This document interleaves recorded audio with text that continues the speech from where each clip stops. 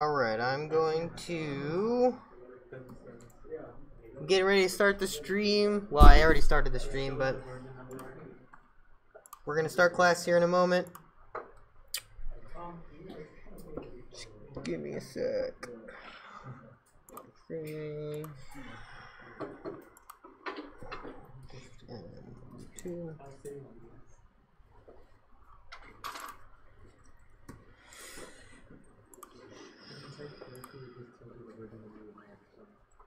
Oh my gosh.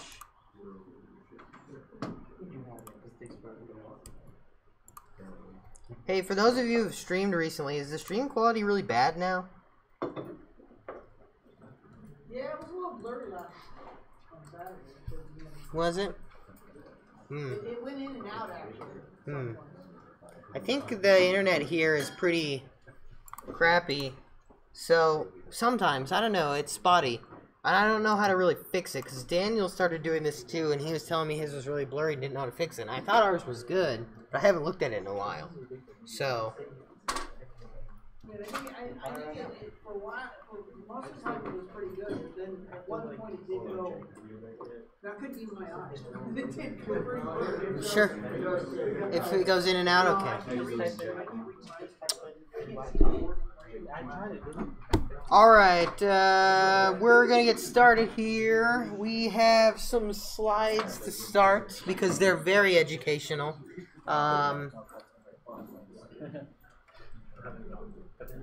So, really quick, Fist of 5, how do we feel about Saturday's class, dealing with like the HTTP server stuff?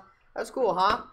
This is the, like I was saying before when we started class, this is kind of like the final component of building a full app yourself.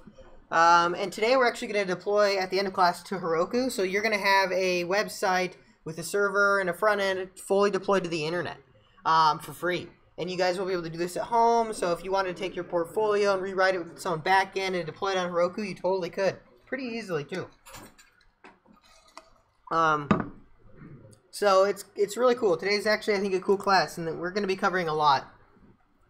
So we spent a lot of time Saturday working with the raw HTTP server with Node, and you had to deal with the request and the response, and it was very manual, and you had to write a switch statement to go through the paths and stuff like that. And it's all well and good. You could do it that way if you want, but there are several libraries built for Node that help you do that in a much simpler way. One of them is called Express. Express is an interesting library because I swear by it. It's the only one I use for my HTTP servers, even though there are alternatives for Node. I've really only used Express, and it just works so well, I have no incentive to switch. And it's one of the few libraries I run into that's like feature complete, basically. They actually stopped developing on it because it's just done, which is really weird. They fixed a small bug here and there, but it's rare. And the crazy thing is they haven't been actively developing on it for like a couple years, and it's still just people use it every day because it's that good. So it's a really nice library, actually. Has a couple small flaws, but they're not really flaws of Express, they're flaws of Node. So anyway, I'm excited to play with it. It's fun, and it makes a lot of stuff easier. So, some of the early concerns. This is all very confusing. Some of you may have been feeling this way, and that's true. It can be very confusing, but it's also confusing for your employer, and that's why they pay you lots of money. I feel like I'm copying and pasting. Yeah, so there's going to be a lot of copying and pasting, but the point with Express and with routing and all that is you'll come up with a good pattern for doing all of your routes and your middlewares and stuff, and you'll be able to copy and paste them, make slight changes for your next one or whatever, because you're just taking the best practice and moving it over here, basically. So yeah, sometimes it feels like that with these servers. And frankly, that's not always a bad thing. So what are we going to talk about in today's class? We're going to use Express. We are going to be having basic get routes with Express. We're going to learn to do basic post routes with Express. We're going to use Postman. I don't know why they spelled it that way. Postman. It's just Postman. Yeah, they're really excited about it or something. And we're going to understand a little bit about how Ajax works with like Express, right? With those, with the get and the post requests. So let's have a little refresher about what the server is. When you have a Node application, your index.js or whatever, starts out as this, just a blank box. And then you can add all the different functionality that you're going to need to have a fully fledged web server. You need to start with your listener so that you can actually listen to HTTP traffic, right? You need a URL parser. You need a route handler. You're going to be able to send HTML, send JSON, send XML, send binary, whatever. You're going to have to receive information through posts and puts and deletes. You're going to have some sort of server-side logic and whatever else you could possibly have, right? They're pretty complex web servers sometimes, but they're a lot of fun. Yeah, I like them. So Express, what is Express? It is a framework for Node to make that makes creating code for the server much simpler. If you just Google Express.js, you can find their web page, and there's a whole bunch of documentation on their web page. Their docs are really good. They have generators and everything to help you generate the code. Most of it's just done for you. It's a really nice library, actually, and there's a lot of resources around it. Stack Overflow has an answer to every problem that could ever possibly exist with Express, so you have infinite resource to solve every problem there. If you can't find it on Stack Overflow, you either are doing something wrong or you have no idea how to search. So blame yourself first. What is a route? A route is kind of like a map, I suppose.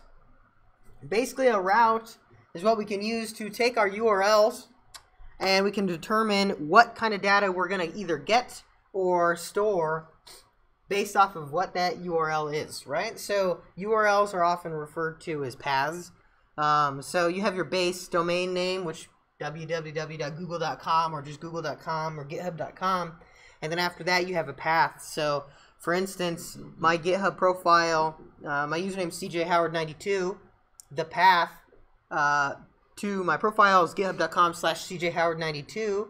So when we are doing routing on GitHub, what would happen is we would type in the URL github.com/cjhoward92, and the web server would pick that up and it would route /cjhoward92 to my profile. So it's like it is like a map of where to send data and what data to send back, right? And for instance, we could have our / could send in our index.html or our home page. /saved could show you saved pages or bookmarks or something. /API/headlines could ping an API for news headlines and send it back as JSON, something like that. But they're basically just ways that you can determine logically what logic you're going to, you can organize logically what logic's going to happen when a URL comes into your web server, right? So this scraper, let me pull it up. Mongo scraper. HerokuApp.com. Hopefully it's still up. Who is? So we played with this. Well, we played with something like this earlier with jQuery, I believe, right? We had the scraper, and we'd go out and hit those New York Times APIs and bring back a bunch of articles. And we're going to build it again when we go over Mongo, and we're going to store the results in a Mongo database. But for now, what's important to remember about this are all the different routes, right? So, for instance, we have home, which is just the / route, like that. It just, the browser's kind enough to take that away for us. They have a saved articles, /saved right here. What that does is it goes to the web server. The web server reads that path. It says, okay, we have the base domain name /saved, and we know when we have /saved, we're going to return our saved articles or whatever, right? Clear articles might post back to the server some information to clear, something like that. Browse articles takes you back home, you know. So there's a lot of routing happening even here, and there could be some happening behind the scenes with jQuery and Ajax and stuff like that.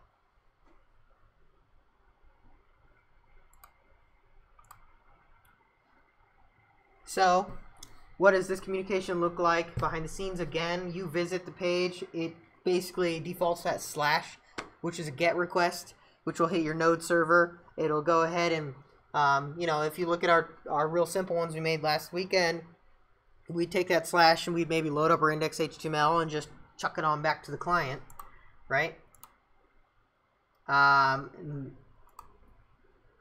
If we wanted to save an article, for instance, it could be a jQuery post request that's going to send information about the article we want to store to the node server. The node server is then going to know, okay, well, I have to take this information, I have to put it in my database or whatever. I'm going to save it somehow, and then it can either redirect you back to the saved page, or it can send some jQuery information back to the page, or JSON information back to the page, so you can re-render and load the stuff that you saved. Or maybe it doesn't do anything on the UI. It doesn't really matter, but point is, there's some route happening that tells this web server to do something special, right? So that's all we have for slides. Are there any questions on that? Cool. So what we're doing today is there's this example Star Wars app that they have. And we're basically going to go through it piece by piece. We're going to build it, and then we're all going to deploy it to Heroku. So it's going to be like the full gamut of building an application today. A pretty cool class, I think. So let me pull up the example app they have deployed on Heroku. So you know it's deployed on Heroku because they all have this .herokuapp.com. And if you know much about DNS names, you'll understand how they make this happen, because right here is just a subdomain. They own herokuapp.com, and then they can make as many subdomains as they want. That's what www is. When you buy a domain like github.com, www is actually an extension. It's not really the domain. github.com is. And if you go to GitHub, you'll even notice that if I go to www.github.com, it's going to redirect to just github.com, right? Because that's not even that important, the www. Why am I telling you this? Because it is part of routing, for one. We're not going to deal with it in Express because it's a higher level than that. But if you're curious as how Heroku works, that's how. It has a subdomain, and that subdomain can tell their servers to redirect to your app or whatever, right? I don't know why I went on that tangent. It's a fun thing to explain. But anyway, we're going to build this app effectively, right? So there's a character search. I can search for Yoda, and I'll get back Yoda. I can search for Obi-Wan. I get back nothing. I can go ahead and see all characters. Darth Maul, oh, there's an Obi-Wan. Wow, that search is bad. I'm gonna go look for Darth Maul. Hopefully he finds it. Cool, brought him back. You can add a new character. Jabba the Hutt. Role gangster. Age. I have no idea how old he is. He's pretty old. Force points. Oh, 0. Dude, he doesn't know no force. He's a Hutt. The Hutt are not force sensitive, I don't think. Someone else can, No, that's Jar Jar Binks. Oh,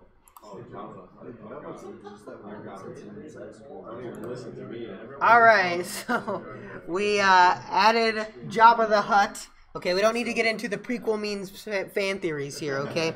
My wife would go crazy about that stuff. She knows all of it. So, we had a Jabba the Hutt. He's a gangster, has no force points. He's old, real old, kind of gross, right? But the point is, we're going to build this app that does a few things. One, you're going to be able to route to different HTML pages. You're going to have posts. You're going to have all kinds of different types of routing, right? So you not only are going to have searches that return your HTML for all of your characters, you're going to have some that are going to be JSON endpoints that return a specific character maybe. So there's a lot going on in this simple looking app. Actually, quite a lot of code, enough to take up our entire class. So with that being said, we'll go ahead and get started, and I'll take a look at the code here. So let me open up the first example. So what we're going to be doing is basically taking these examples and augmenting them, right? So this is Express. Here's the server code. Let me blow this up. First off, the package name is just Express. npm install Express. And you've got Express installed, right? Let me make sure I'm in here. I'll run my npm install. So that happens. So, how is Express different? Well, you'll notice, first off, when we were doing our web servers on Saturday, we always had var http equals require http, right? We were using the http server raw. Well, we're not doing that anymore. Express is doing that for us, which is pretty nice. It's going to take care of a lot of work. One slight difference is, well, it's a slight difference, but it really equates the same thing. Instead of creating the server with HTTP, we now create this Express app, right? So we have this app instance that we're going to use to build our web server. This is the same. We have the port. You can make it whatever port number you want, 3000, 8080, 8888, 7500, whatever. Here's just some test data, right? So we have Darth Maul and Yoda. Those are going to be two of our characters we're going to use to display as JSON. And then here are some example routes. This is how the routes differ in Express and why they're significantly easier. So before we had a crazy handle request, they would take in a request and a response. Now we have individual routes that take in a request and a response. So you can make them, one, more individualized, and two, you can kind of augment what's going on in the route without affecting the rest of the application necessarily.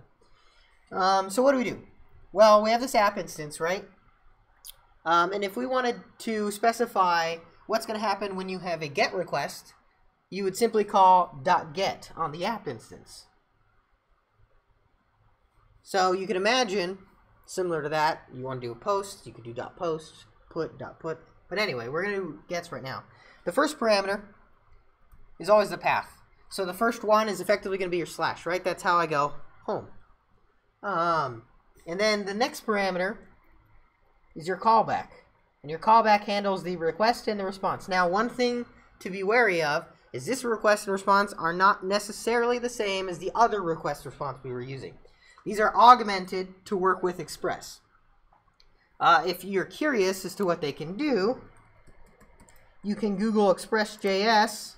You can go ahead and go to their webpage. You can go to API reference 4.x, and you can look at request and see everything it can do, or response and see everything it can do. And it's really quite nice, right? So if you want to see the body, you know how before in HTTP, when we were just doing the HTTP module, when we wanted to get the JSON body from a post, we had to do this crazy stream.on data and build it and then JSON parse. Now we can just get it as JSON with rec.body, which is really quite nice. So these are the things that Express does, right? It makes things a little easier for you. But anyway, you can look at that later. It's not too important right now. Just note that that request and response, they should have the same base properties as the other one, in case you're familiar with .url or whatever. They have those. But you don't necessarily need to use all of those things because Express is so much more powerful. So you're not going to have to do, you know, switch on rec.url and kind of decide where to go. Express is doing that under the hood. We already know if we're getting a GET request at the basic slash path, we're going to end up in this callback function.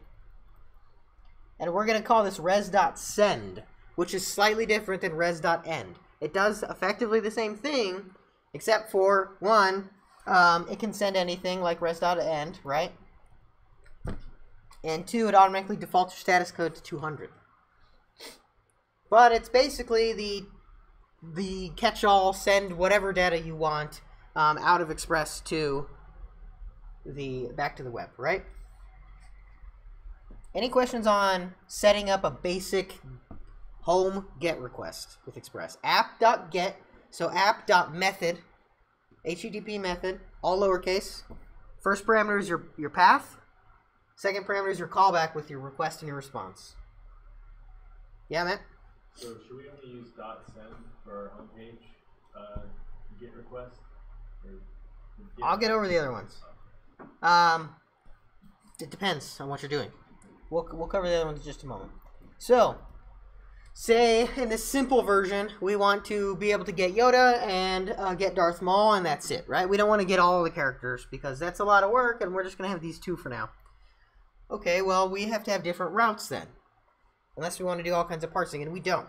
So, we're going to make it easy. If you do a get to /Yoda, right? HTTP:/localhost port 3000, because that's what we set up there, /Yoda, you're going to get information about Yoda. Well, before, we'd have to do res.end json.stringify Yoda. Now we can just do JSON and send in a JavaScript object, and it'll automatically send it as type application JSON back to the browser with status code 200. So it does a whole lot of work for you, and it's as simple as res.json. Now, the other caveat about res.end that I told you with the HTML or the HTTP stuff was you have to always call it. You can only call it once. It's the same with these res functions. Res.send, res.json, you have to call them. You can only call them once, or you'll never get a response back. So they're similar in that regard. So again, you go to /Yoda in your browser, you're going to get a JSON blob back with Yoda. Any questions on how this second route works? Third route, similar to Yoda, we're going to change it to Darth Maul, and it's going to send back information about Darth Maul. Pretty simple, I think. Lastly, very similar to HTTP, we have a listen function. We pass in the port, and we have a callback. Or we could say listening on whatever port. So let's run it.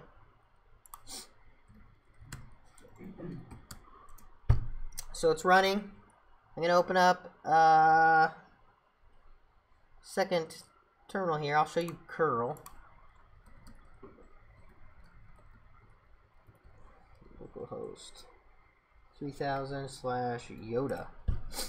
And I got JSON back when I went to /Yoda in my terminal. If I do it from the browser, let me open up.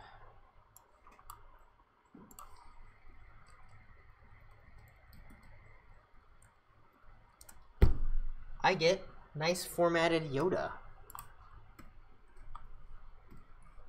If I go to my just /, I get welcome to the Star Wars page. That looks familiar. Come on, buddy. Right? Now we can imagine if I go to Darth Maul, I'm gonna get Darth Maul. Who would have thought?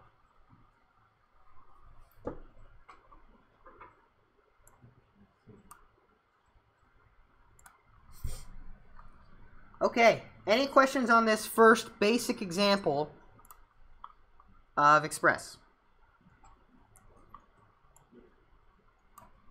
Okay, so this is activity 8. There is a file called server1.js. You're going to add a new route, Obi-Wan. It's going to send back information about Obi-Wan. And you're going to have to add a new JSON object with Yoda and Darth Maul that holds Obi-Wan's information. So do that with the people around you, get it working, and then we'll discuss it.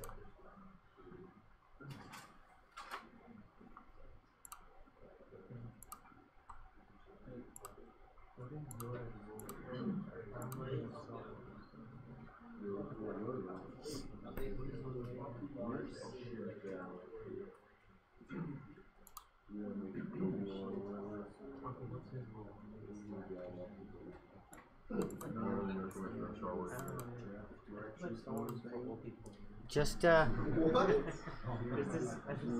first of all, if you're going to insult the whole class, just make something up, man. You guys know that fast insulting It's okay, I watched the Wow. Woo. Justin's got a bone to pick with you, man. I wanted to get Justin.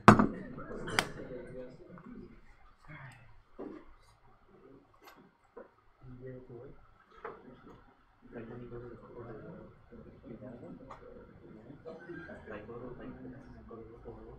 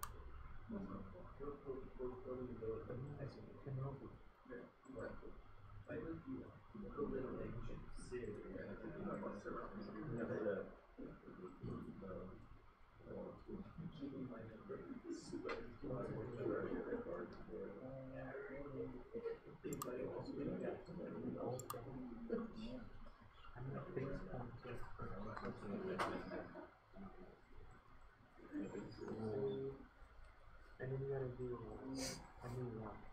So, yeah.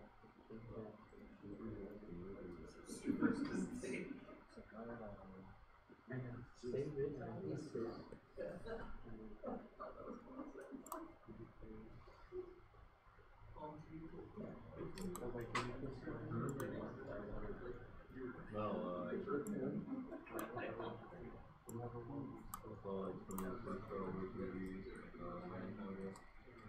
And I watched the second last one.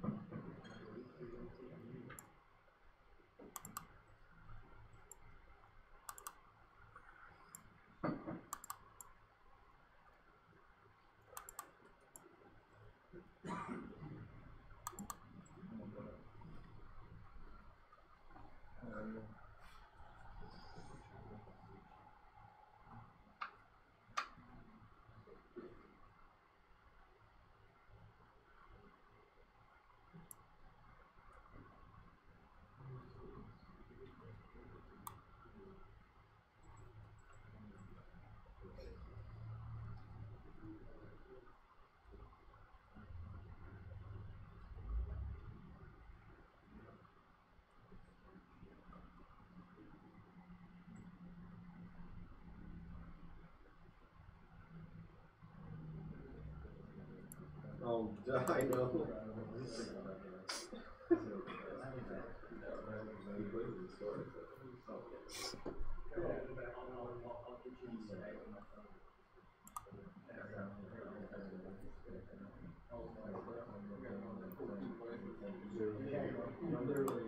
All right. I know we didn't have a lot of time to do that. Fist of 5, how was that?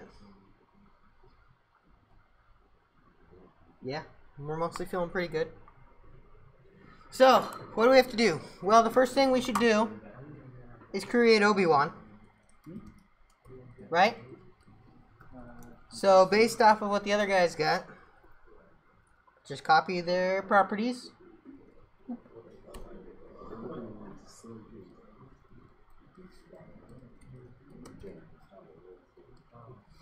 His name's Obi-Wan. He is a Jedi Knight.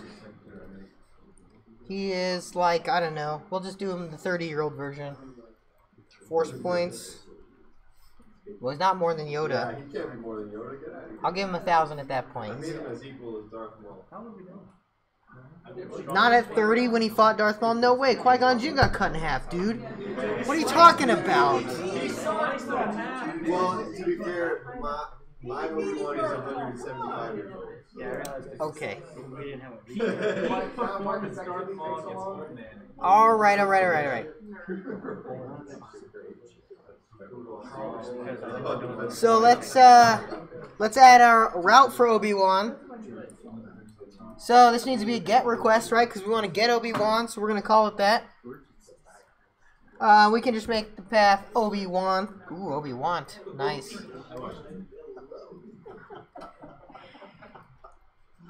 And we can just res.json Obi-Wan.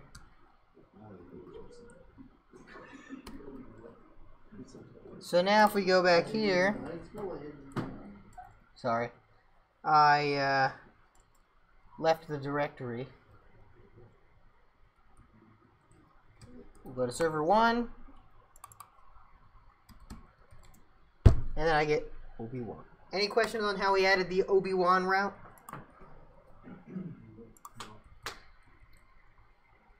Alright, so what I want you to do, let's go to activity 9, server 2 JSON, get it running, and talk to the people around you and figure out what the hell this does. I don't know. Get it running. I don't know.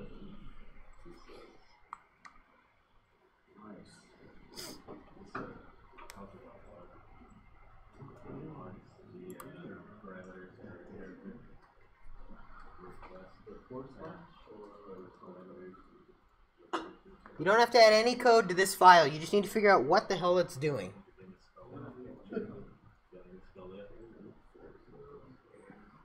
Which one? We're still on 8, right? No, you're on 9 now.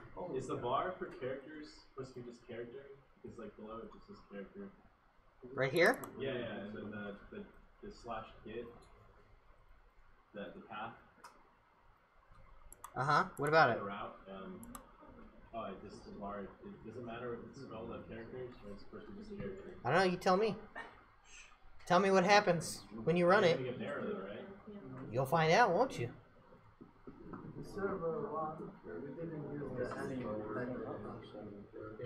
No. In server 1 we didn't use end at all. We used JSON and send, which both call end eventually. But you don't have to call end yourself. End is just like, I'm done it, I want to send back the response, regardless. Send and JSON do that for you through Express. You could still call end yourself if you want, but you don't need to.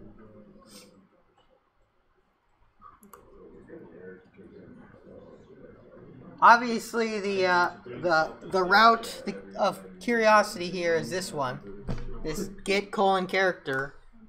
We need to figure out what that's doing.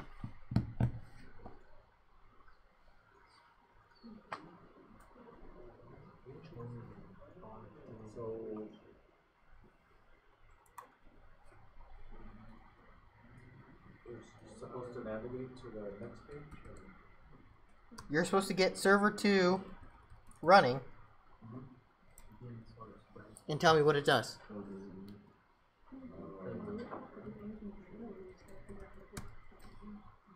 So yeah, you don't have to change any code or anything. You just need to figure out how to get it running.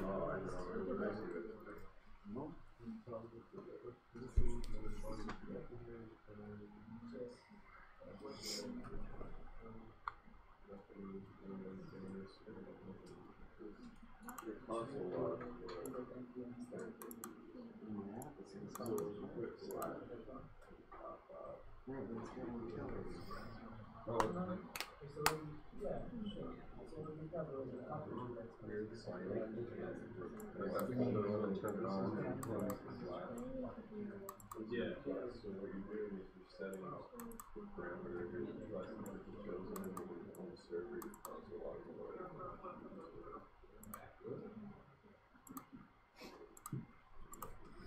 Oh. Even like the JS.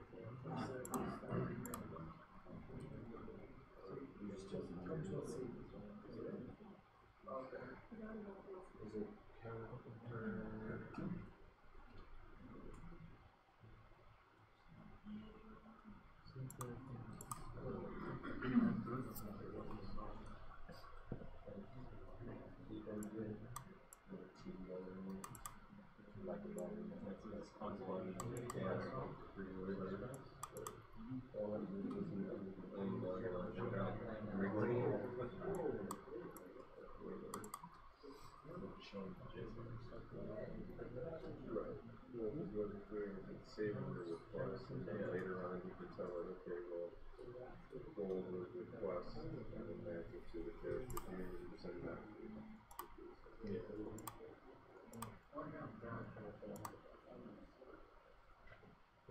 Alright. Did we all figure out what this does?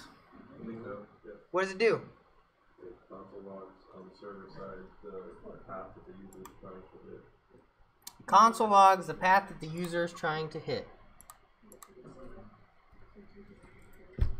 Nice. I went to /test, and down in my console, I saw a little test console log. So yeah, it does. Specifically, well, the path we're going to is referenced in this character right here. So, the request in Express has a special object called params. Params is dynamically filled based off of parameters in your path. Requests in a lot of routing libraries have a notation to specify a dynamic parameter, and it starts with this colon, right? So whenever you see a route that's /something or /: something, right? That means it's a parameter, and you can find the answer to that parameter in this params object. If I change this to characters, and I rerun this, and I go down here to test, I get undefined. Because this params object matches word for word, character for character,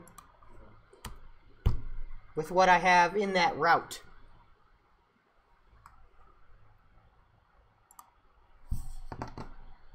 Yeah, Matt?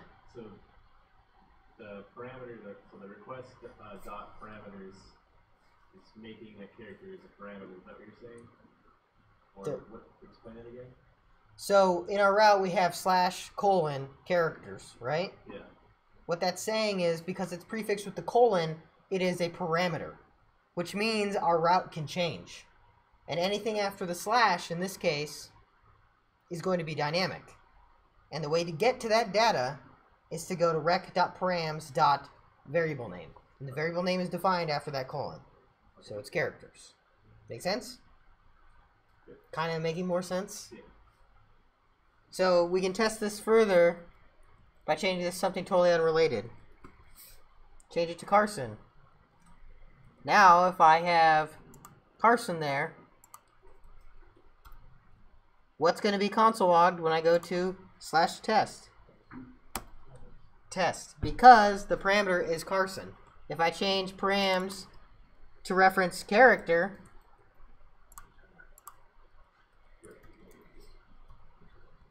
and then do it again, it's going to be undefined because params matches that parameter I've defined. If you want to see it more in action, console log rec.params.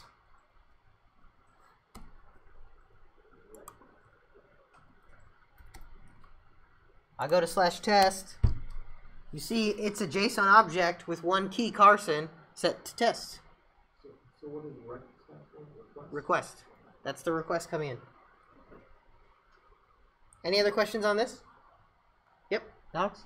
So I understand like the concept of it, which is like you understand layman terms. You don't have to, I guess they have to.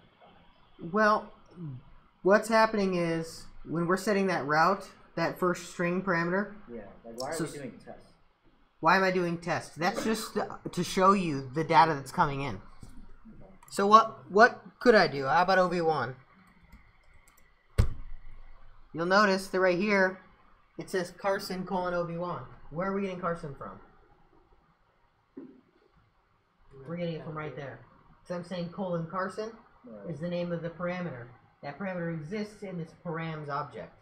So it's automatically creating this for me on each request with a value of whatever I put in the URL. Make a little bit more sense? Yeah. Thank you. Yeah, Kyle? So I'm guessing you can probably pass multiple parameters. It's a good guess. Let's see what happens. We're going to do Carson and Carson 2. I'm not narcissistic at all. Let's see what we get. So we're going to do OB1. We get Carson OB1. Let's do Darth Maul. Oof. Cannot get Carson. Or cannot get Obi-Wan / Darth Maul. So, no, you can't. You only get one.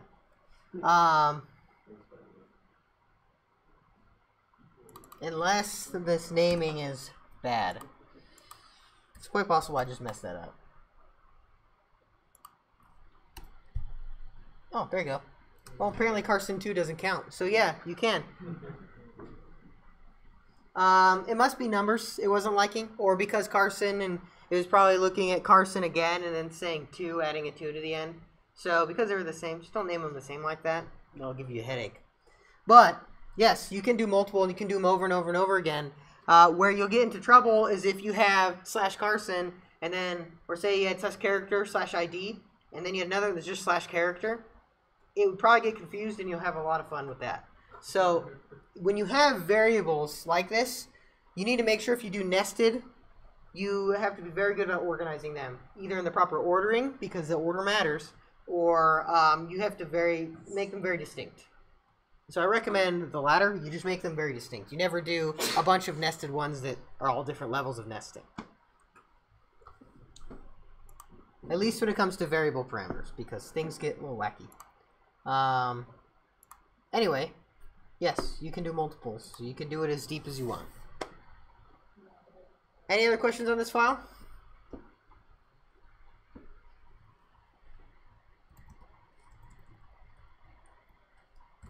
Okay, now we're going to move to number 10, server 3, and you're going to look at that file and figure out what the hell it does.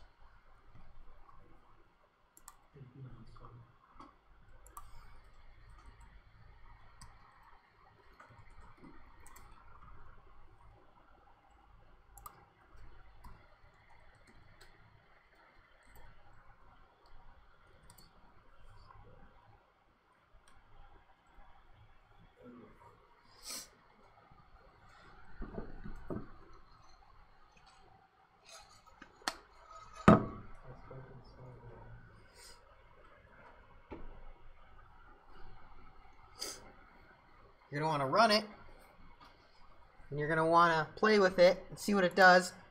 Talk with people around you. Come up with how it works. Come up with test cases to prove your thoughts. If you want to try, hey, what happens when we nest routes like Kyle just asked about? Try it. See what happens. Try to figure out how this router really works.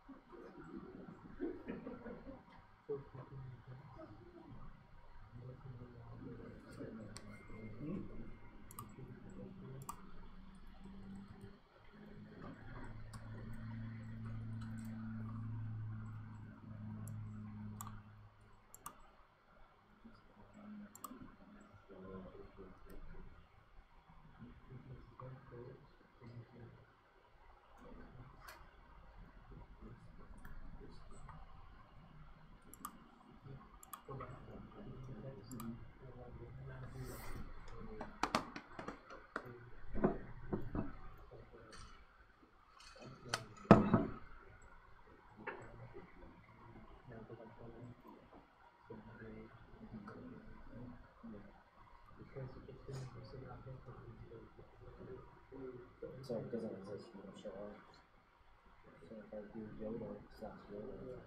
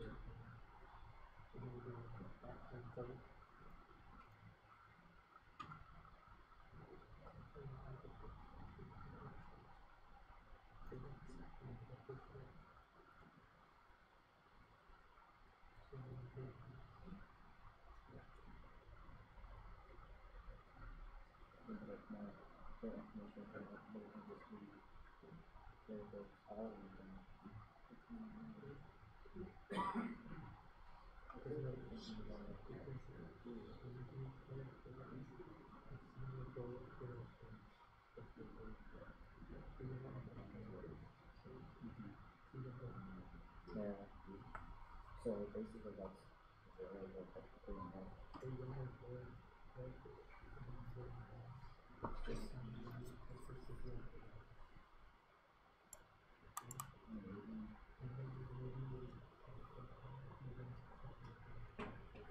Yeah, it sounds like making that color.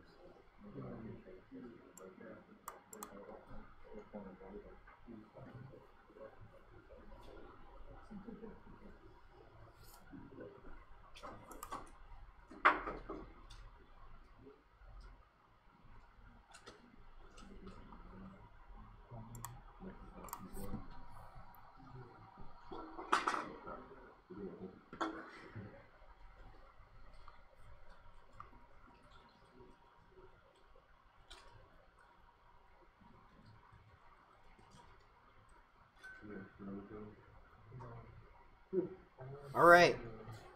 Do we understand this file? Yeah? All right. So, how does it work? Well, before, I was able to do like /Yoda and get Yoda back, but now I can't do that anymore. There's a couple of reasons. For one, we don't see any route in there that says /Yoda, do we? We have a /API/characters and a /API/characters with a parameter of character. So we can check the /API/characters and we get all of them back. Our characters right now are stored in an array of objects, and we're just using res.json to send them all back at once. It's really that simple, just to send them all, which is quite nice. But we want to get an individual character. How do we do that? Well, if I type in Yoda, I get Yoda back. Let me make this a little bigger, right? So what's happening is we have API/characters, and then after our next slash, it's going to replace this character with whatever path we put in here. In this case, I put in Yoda. It's going to pull that out of the params object, like we discussed in the last exercise. Set it equal to a variable chosen. If I show you the console will have Yoda there. Then it's going to search through the array of characters. It's going to find the one where the route name property matches that of the path I passed in. In this case, it's going to find one with Yoda. If they're an exact match, it's going to go ahead and res.json that character, that point in the array, right? In this case, it's index 0 for Yoda. Otherwise, it's going to send nothing. So what happens if I give it something bad? Yoda 2. No character found. There's no Yoda 2. It'd be nice, but there isn't one. What about Darth Maul? We got Darth Maul. What about Darth Vader? It did not find Darth Vader. However, if I look, all of these have been console logged because they're pulled from that params object and they're checked each time. After the last example, does this one make sense? Fist 5, how are we feeling right now? Parameters and all this crazy stuff. Pretty good for the most part, okay.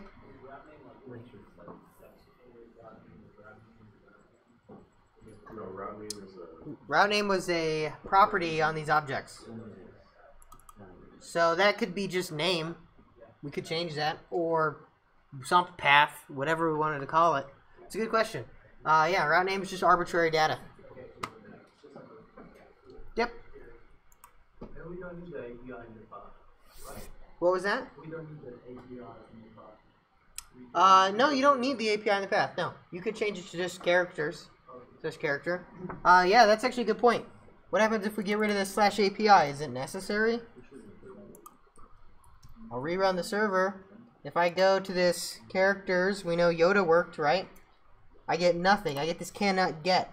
What that means is that path does not even exist. That doesn't mean that your variable doesn't exist, right? Because we have that variable that's coming in as the character.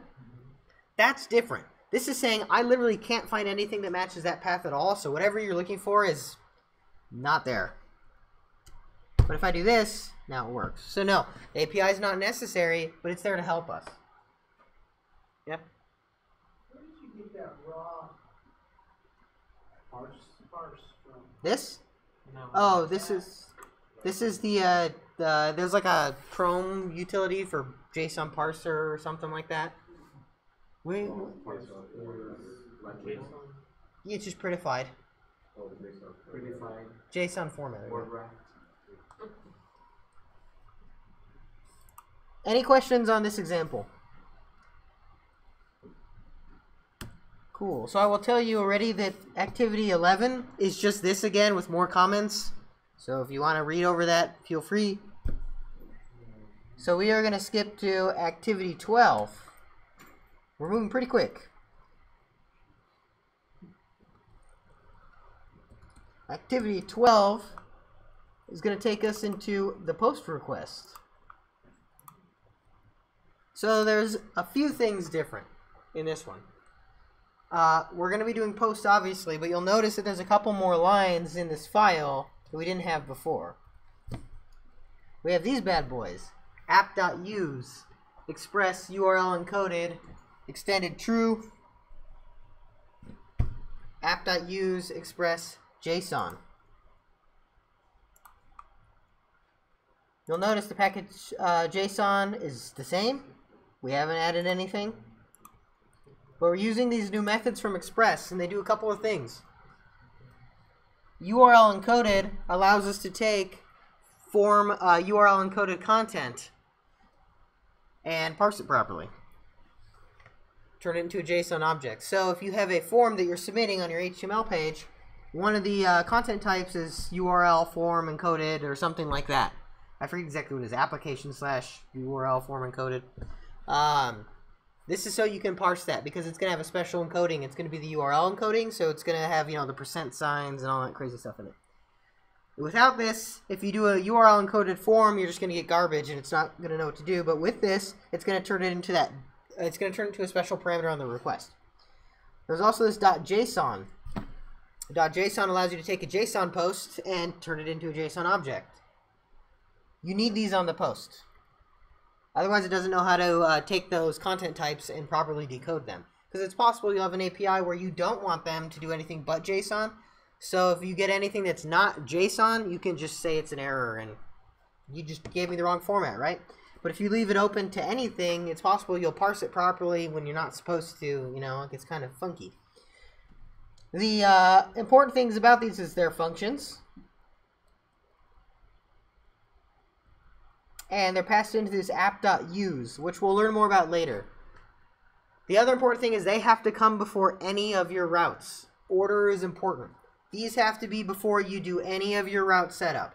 If you do your route setup first and do these after the routes, you will have a really bad time when nothing works. And you'll go, but I added those. Why doesn't this work? Because they're not in the right order. One thing that's always important to remember with any routing library, I've never found one that doesn't have this problem, is order matters. The order that you register the routes is very, very important, especially if you have like routes. How it parses them is going to be in the order that it finds them. Any questions on these two? They're called middlewares. We're going to get into middlewares. Any questions on these two little functions we have to call? So, the data is the same here. We have Yoda, Obi-Wan, Darth Maul. Nothing's changed from the last example. They're still in an array. We have our normal get. We have a get characters. We have that other get that's the loop to go through and match the character, but then we have a post. Now remember, I said when you want to add a route and you want to specify a method, there's a function on that app for that method. So post, delete, put, patch, trace, head, options, whatever. They're all on that app, and you can specify them, and that is the HTTP method. Well, we have post. Our path is the first parameter, just like with the get. So /API/characters, and then our callback. But this one is a little bit different because we're not using params. We're using body. So I want you to get this running and see if you can get it to work. No, I'm curious to see if anyone will actually get it to work. But kind of, if you don't get this post to work, don't spend too much time because we're going to jump into using postman in a moment to actually get it to work. Try to hypothesize what this body is going to do and how this is going to function.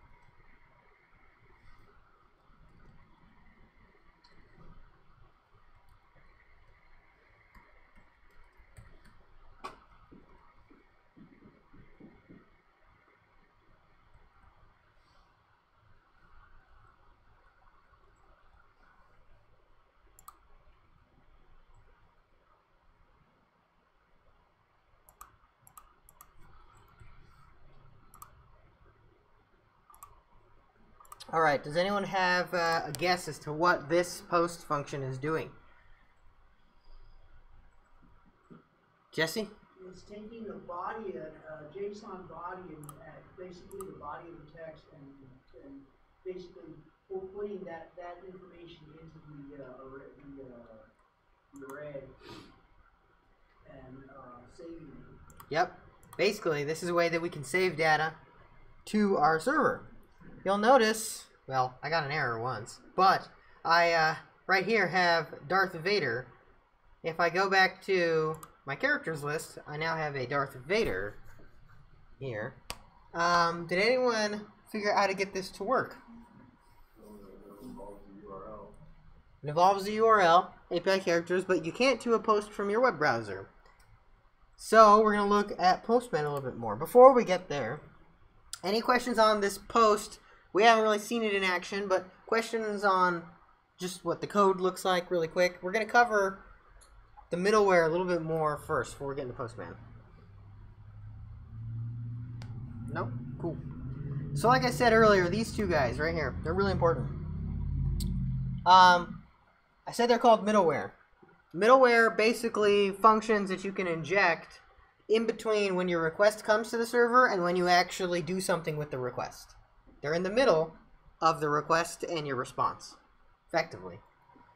In Express, there's a particular format. They have to be put into this app.use function. They're like almost like a callback that you're injecting into there that Express is then going to call every time the request comes through. And these guys in particular, like I said, are used to format our data for us. When you get an HTTP request, it eventually turns into some text, and that text has to be parsed for us to be able to use it. And these JSON and URL encoded functions are directly responsible for creating this .body. Without them, .body wouldn't be, it'd just be raw text, or it'd sometimes be nothing, depending on what you're trying to do. So with those, we can send JSON, which is a string, right? It ends up being a string. When we send it, we have to do JSON.stringify or whatever with jQuery's Ajax, send it over the line, or whatever we got to do. It'll end up being a string, and the .json middleware will actually take that and do the JSON parse, like we would normally do. But it does it for us. And then we don't got to write it everywhere and all that fun stuff. And then it injects it into this .body on that request for us to use later. So middleware are really, really important. They're really important in web development in general. These days, most server paradigms that you'll ever use will pretty much follow this kind of rule where there's this pipeline. The request starts here, you have a bunch of middleware, you get to your logic, you send out a response. Sometimes there's even middleware that handles responses. It's a lot less common, but technically when you're coming back up the pipeline, you're going back through the middleware, right?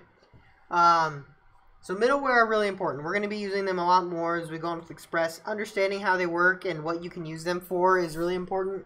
They're very, very powerful. But just know that these two are super important because without them, we can't get any of this JSON data. So any questions on this before I show you exactly how we can use this post? All right, so we all have Postman. We should have Postman. If you open up this bad boy,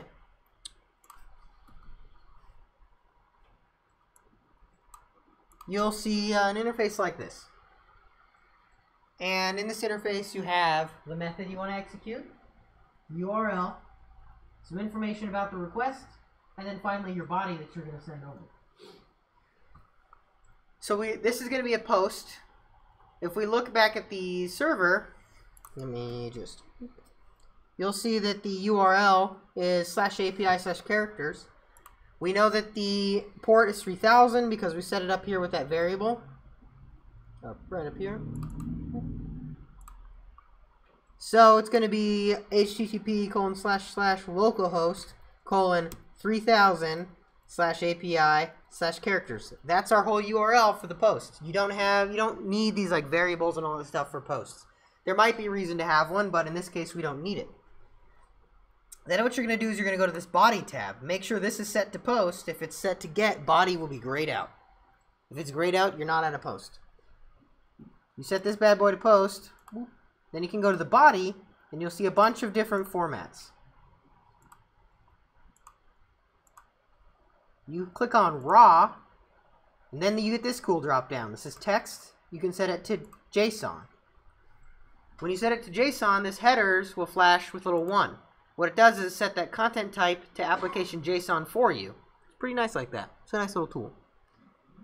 Why do we want to do that? So we can tell the server this request is going to have JSON and it can appropriately handle that. If we don't, it's possible the server won't know what our content is and it won't parse it and things will get real messy. Remember, these headers are like metadata for this request and the response. Anyway, once we've set that up, you can build literal JSON into this body section, right? So I created a new object that modeled after those other guys. You can literally copy one of them in. You're just going to have to reformat it a little bit for JSON, because remember, JSON properties have to be surrounded in quotes. Oh, that's why it wasn't working. So our new, let's add another one, Boba Fett.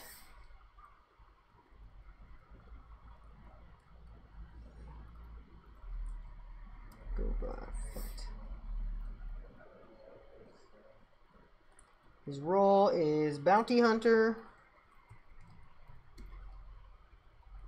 His age, we'll make him 40. It's probably a decent enough guess. Force points, I'll give him 50. We'll just say he's a badass, so he's probably force sensitive, right? You got that all set up. This is pretty small right now, so let me make it a little bigger. You can hit send. If everything goes well, you should see your same JSON come back in a status 200. Why do the JSON come back? Because we literally have code that says res.json, our new character. Literally send them back. Why do we see status 200? Because .json sets the default status code to 200. If you see anything other than 200 OK here, something went wrong. Especially if you see a bunch of garbled messages and a 400. Bad request. That's bad. It even tells you it. So what's happening? That JSON we sent, this Boba Fett, it's coming in, it's being parsed by those middleware, set to this body. We're setting it to this new character variable. We're console logging it out. If I look in here, you can see we have Boba Fett down here. I know it's hard to see for some of you. Then it's going to push it to that array. Boba Fett's now going to exist in that array of characters, and we're going to send Boba Fett back.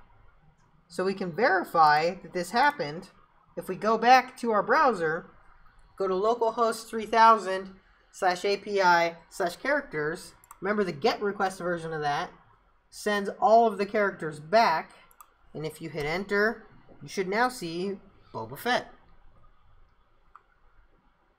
Everyone with me at this point? Any questions on how this is working? So on the server, storing things in browser scripts like this, it's only going to save it as long as the RAM is left. Correct? Yep, that's a great question. It's only going to save it as long as because it's in memory, it's in RAM. The only thing it's gonna save it until you stop the process. So, with that being said, I do Control-C. I kill that process, and I start it again. And I go back here. Darth Vader and Boba Fett are now gone. Because, as Kyle mentioned correctly, that they're in RAM, so when the process is over, so is our data. So you have two options here. One, you have a really awesome server that never goes down. Or two, you have a database, but we'll get to that later. Point is, we can update our server albeit naively, right? Because it's just in memory. But we can update our server now with these posts, and we can have truly a web app, handcrafted by ourselves. Any questions on this stuff? Any questions on Postman? Postman is a tool you really want to get good with. So let me show you real quick with Postman what else we can do. We have that nice request. Well, let's do a GET request to our localhost 3000 /API/characters. Characters. We don't have to do anything special. We can't set a body. We don't even need headers. We can just do send.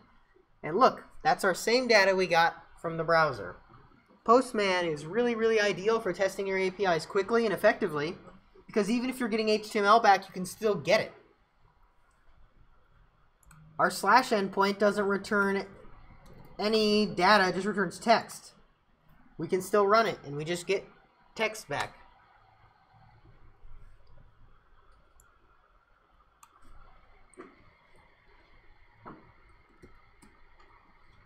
We can even do that route where we can search for an individual character. As long as your path matches the router's pathing algorithms, you're good. As long as you match something in there. The Postman won't display HTML if that's what it returns, would it? It will display HTML, but it won't render it like your browser. It'll display it in a kind of nice formatted text, but it won't like render it. Okay.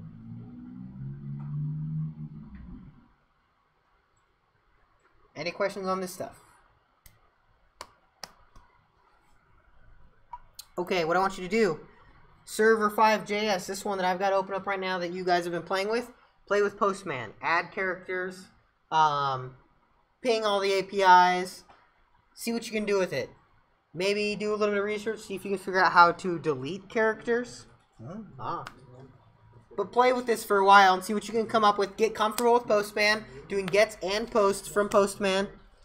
Get comfortable with the post requests. Understand intuitively what they're doing in this server5.js.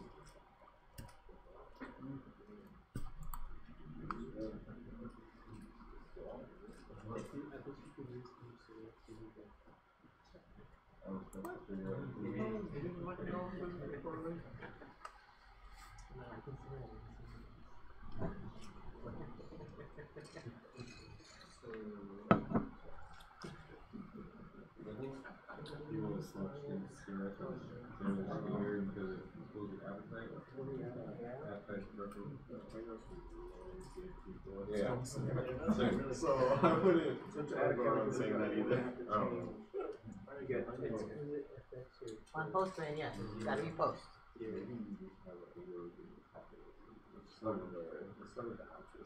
Yeah, we probably have to do this. No,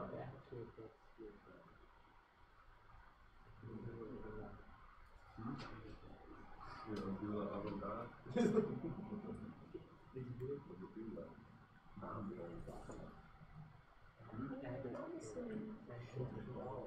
You want me to add one? Where did I go? Your post. That now? I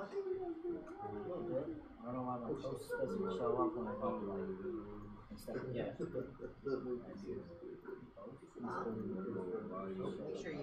Make sure you set the body. Click the body, go to text or go to raw. It's like JSON from there. Now you can create JSON. And you can add something. So you can just create a little JSON blob. Well, you have to add something there. Like something JSON, just like that. Any JSON blob, really. Doesn't matter the box. Because you need to put content in there. So I can just add it. Wait. You put your body. Now remember, in JSON, the property names have to be surrounded by quotes. Or not, it's not JSON. Wait, you do put raw. Just the property names. No. And then it'll pop up that text box thing, So or that where there's that text drop down menu. See how route name has quotes around it? So that's raw, binary, Yeah, everything. like back where you The numbers don't have to. text. The numbers can be fine, but the property names, all of them. Because I remember working on this on Saturday, and No, you can I'm not putting anything in it. Yep, it's gotta be formatted correctly. You gotta have content there.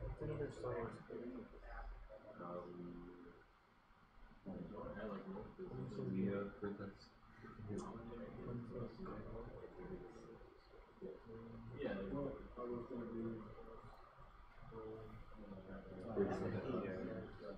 Okay. Hit send. Hit send. Scroll down, see your response, see how it says 200 and you got content back, it's working. So now go ahead and go to get that API/characters endpoint, and you should see another character in there. Alright, so create a new tab. Get localhost 3000/API/characters, so you should have another character. So if you have more than 3, so you have a bunch of blank ones, where you try to and then you have your 2 new ones. So it works. This is how we're adding. Yes. But like, This is how you all add your I'm website. gonna try that. Nope, as soon as you stop that process, it's all gone. When you start it again, you're back to the original 3. And the only thing you can add Like the Firebase? Yeah, absolutely. It'd be very easy to. Well, yeah, you have to do the API key and stuff, but yeah, totally. You could totally use Firebase for this. Yeah, you see it all? The big picture, right? Yeah, it'll make more sense as you get further along. It takes a while. There's a lot of content here. There's also like, because based on, you have to know exactly what that one is. It's like, just acronyms. Yep. Yeah, there's a lot to get used to. A lot of jargon, for sure. How do I get it? So, I close it right there.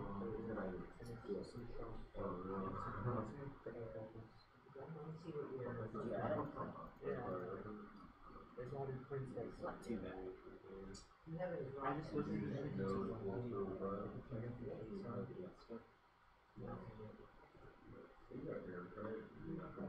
you might need to do the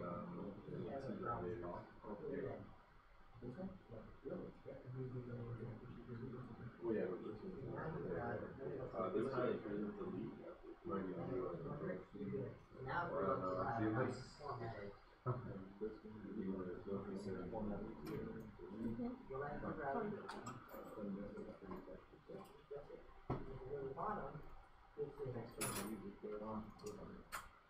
If you send this text, you can't send this text. Right. Literally text. Exactly.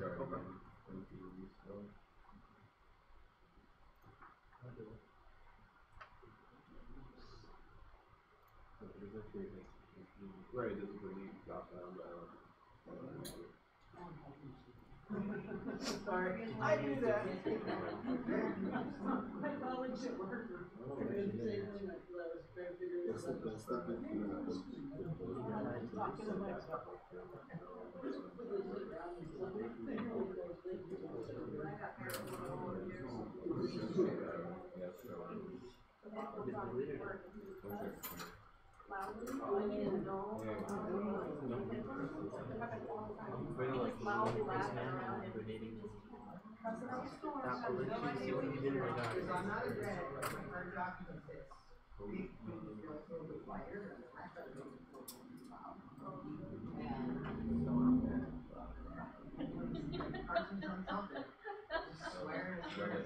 Sometimes you gotta get the demons out to get your filter. I mean, I don't exactly, monitor my So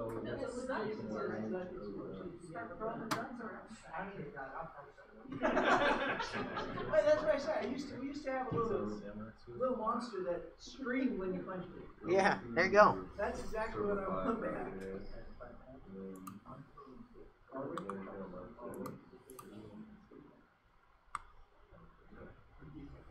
that's what the error was. That app got So the big method, you just like paste that JSON and then you like delete that.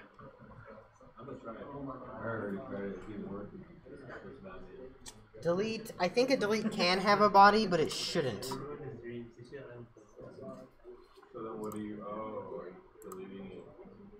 Oh, delete can have a body, but you don't Can you need. just delete the path?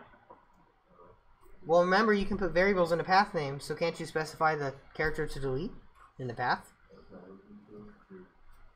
So you don't need to do. I don't know if it's considered best practice to have like a JSON body of the parameters to delete, but I don't think so. I've never done it that way. But maybe I'm wrong. They're they're on 12 doing posts, yeah, and then we're gonna break, and then we're gonna come back and go to 13.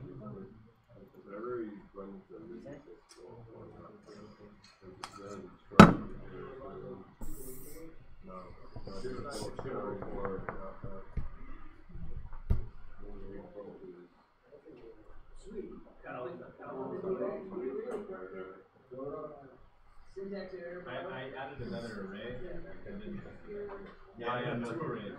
He added an array into. He had added an array with 2 objects into the object array. Oh, whoops. Because we were trying to send more than one, but you can't, can you?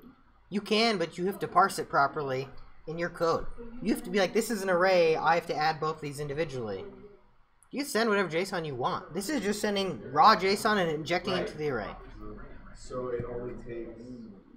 Oh, Arrays are part of. It's because the server side code only takes one object. It's assuming it's one. If you said, is this an object or an array? If it's an array, I'm gonna loop through them. Then you could add them. Right, that's because we were trying to do it in Postman and put like comma on the next object. That way it wouldn't take.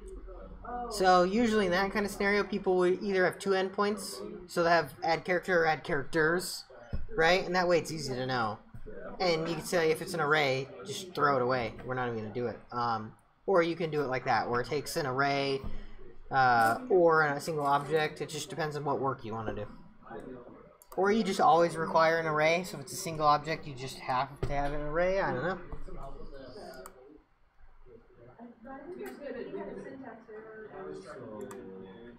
Well, I couldn't get one on the we were getting more for spending your parse it.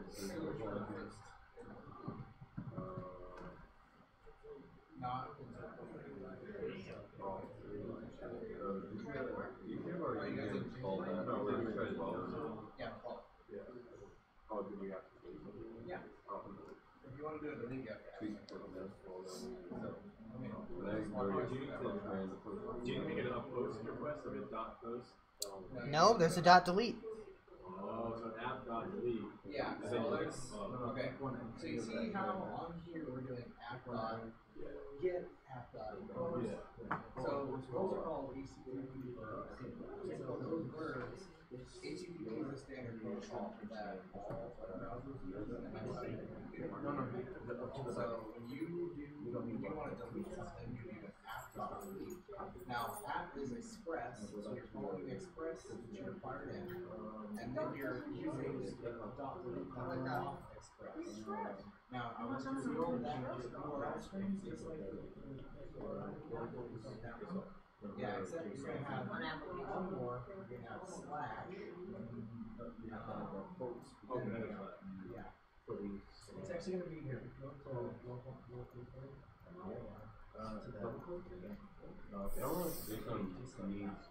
Okay, so you're Doubles. You're affecting the parameters, right? Yeah, so you need to be able to that right there, that syntax where it's calling character. Yeah, what you're doing is you're basically telling it go to this character in that object or in that array of characters, right? Yeah. And then inside of there, we're going to do res dots.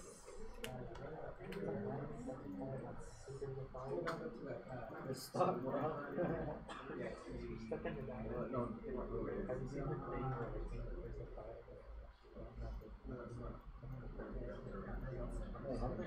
So res dot send.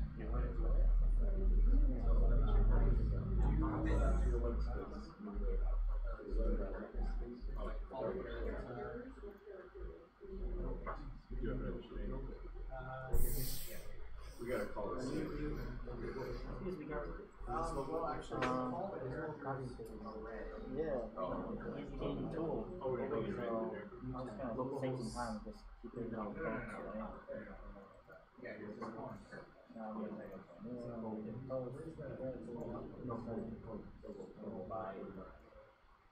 That's your response to your modifier. Yeah, I can't. Oh, okay.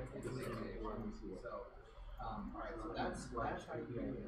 That's your value. Yeah. Yeah, so you have to do that every single time that process. I thought it For was Postman. I thought it would be like saved. Like, I thought it was saved. Well, you can go back to that request. If you don't never change that request, it just makes like. So we're gonna use the form here. It's gonna be if you have a form. Oh. Yeah, those submit form. That's like that. Oh, okay. So actually, we had another well, Restart your process. We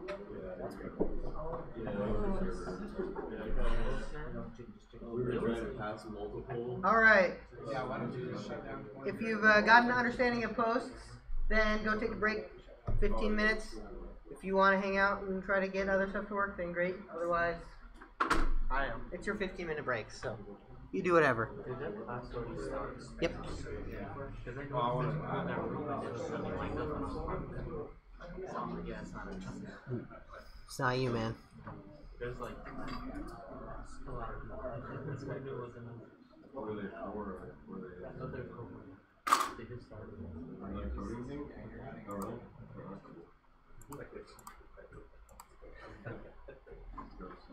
I could tell it wasn't us, but like a lot of people. Did they actually walk into our room? oh, I just restarted the class. Oh, no, you didn't say that. So go ahead and go back to, now it's just like the beginning.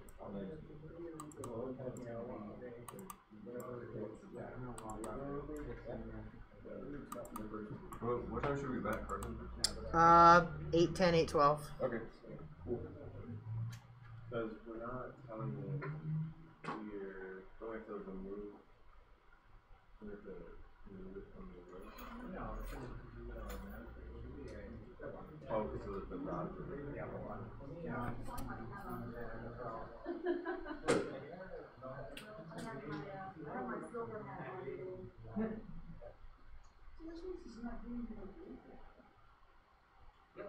Can't find it. So how do we specify it?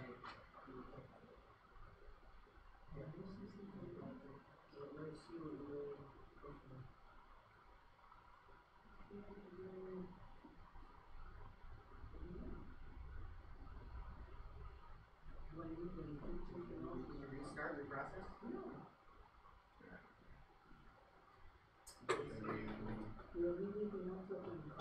What I added was just after the API slash characters. And then returning response to this. Oh, so you did at least one. Oh, I did, didn't I? Okay, yeah, that's what. I don't know why I said I could do that. Okay, yeah, so it should have been response updates. And then it's good. Or you do it right into the button. Oh, yeah. Yeah, it's characters slash. Yeah, just characters. So then what we do is go to Postman. I'm gonna do a. You know you guys can actually do an extra. You can have multiple things open. So you're doing res So send. I'm gonna do a. Two sets. You're just sending data back. Post 3000. You just want to get to rec.body. If you do res, we don't do res at all. Right there. So characters.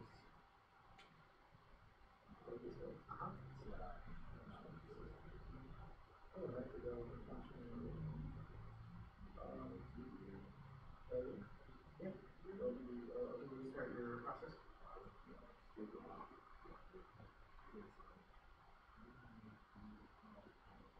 So the only other thing left to delete is how are you telling it? So remember you can use variables in the past, right? So you can tell it What? Character goal would be like Super Egg / Yoda. Well, let me make a post Add a variable to that path, and That's then fine, this is character first whatever. So that way we can find it. Now when I go here, you can see that it's been added, and then I just go back over to my delete, and my delete is gonna be 3000 API/server. I send that, and then it's gonna actually. Well, remember how you create a variable in your path, your URL path? Usually Yeah. How do you do that? doing anything with the actual path that we're telling it to delete. Okay, one. This variable here, character, For some reason, On that colon? Colon syntax? Yes. So that has to be your path, right? So you have such API / character. That's your variable. No, it just makes sense. Whatever, so it's Variable, that's your path. Scroll up. So right here, see that one, the characters, you can use that character from the params. You want to you use it. grab it from the parameter, so. So you want to specify in the path who you want to delete. You can pull that name out, find the person who you created, leave it that object, Pop to remove. and then just return a. see, I'm not used to it. Look at that's your post.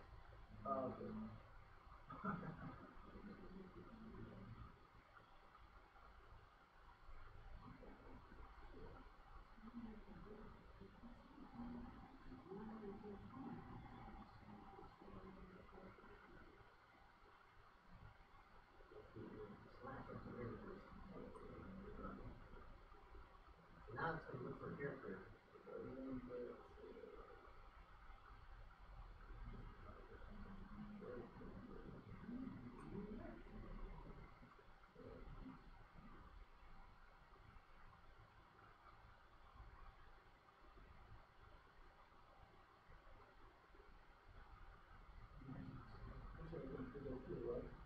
Well, it shows you a little hammer up here.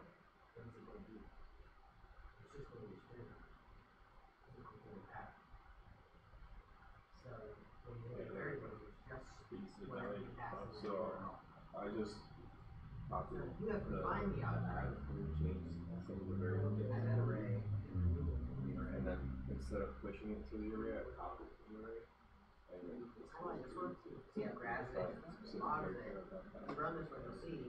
It then matches directly to the character in this way. When you pass it to your path. And instead of sending it there, you're going to delete them. Like, you're going to use splice or I don't know what. pop. No, pop only pops at the end. What if you don't want to do the end? What if you want to Well, want to specifying the name, pop should remove, and if you put something in it, specifically remove that one. No, pop doesn't take a parameter. Pop just pops whatever the last one's there. Top. Whatever's the last one, last thing that first out. Next, we'll bottom up.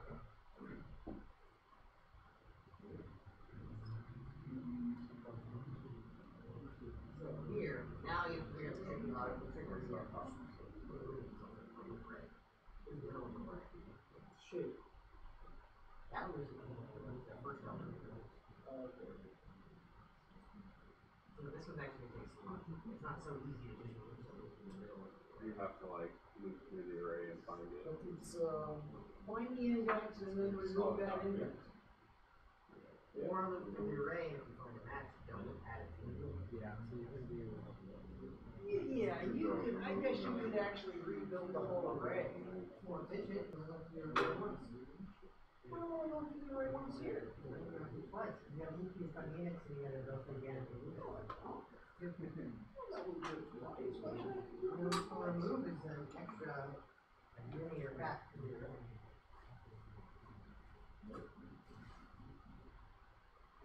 how much is that? Yeah, you got 10 more minutes. You have to tell 8 12. Well, yeah, I don't understand why it's not playing. She thought those were fun. once it finds that in there, I slice your index, and then you plus one, so that you pull that sucker right out of there. It's finding it. So what, watch it. So if I go here, here. Well, the problem is it's not getting there at all, or something like this. It's coming down here. My sling, the loop is not working. It's saying it's coming here. It says Florida is 0, but it's coming in. Go. Let's put it up. Comes up. I'll show you. You said it's G, right? Oh, yeah. Yeah, sure. So, instead of sending that email, you don't have anything to tell us. So it's probably not the first time. Remove it, send that to you anyway. No, I didn't find it. Oh, I should actually, okay. You need to just return res.send. I should actually put it in here. Yeah, okay. So yeah, you gotta look through the array. I think that you gotta go to the Thing that you can do now, go to a place, you go out and make it. That's what we look at. Sometimes people do shit for free. Yeah, I'll say about that. Say, hey, you pal. You're No, gonna I'm do not that. sure. It takes work, yeah. Where are you? So, Yeah, that's definitely gonna go back. it takes much time. Is where it is. It's not inclusive. It's not the one that's there. I'm probably doing it, but it's I'm giving you the wrong message. So here, what I want to do is I want to say,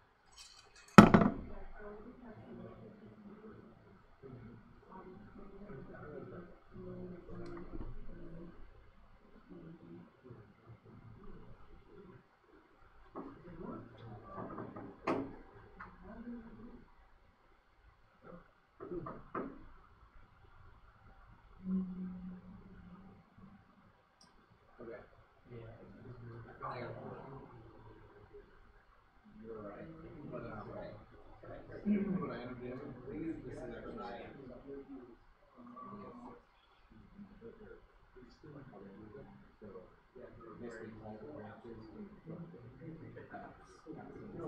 It's like a wreck shop.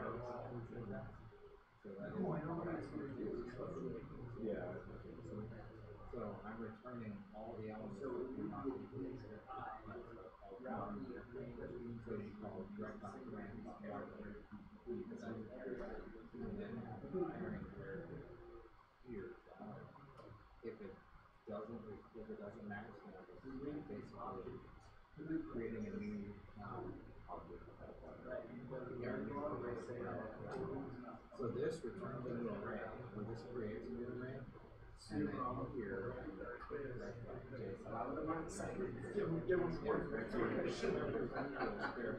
We have a couple of weeks. That's what you should do. Have somebody from a different cohort come in and talk to them. Alright, here's what it actually is. at week 3, you're gonna want to quit. it's At actually week 5, you already did quit. At week 7, you swing back. Yeah, you start coming back to the and I don't know inside. why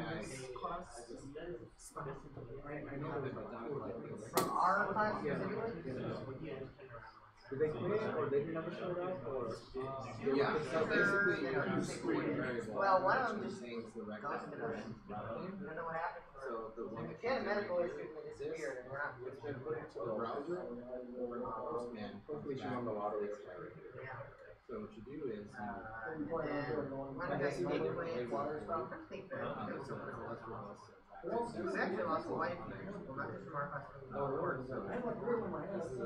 We have a couple now that are non-participatory, so they're just kind of chilling online, streaming, and they just told them they're not going to get a certificate anymore, so they're still part of the class technically, but so here I'm where's your buddy at?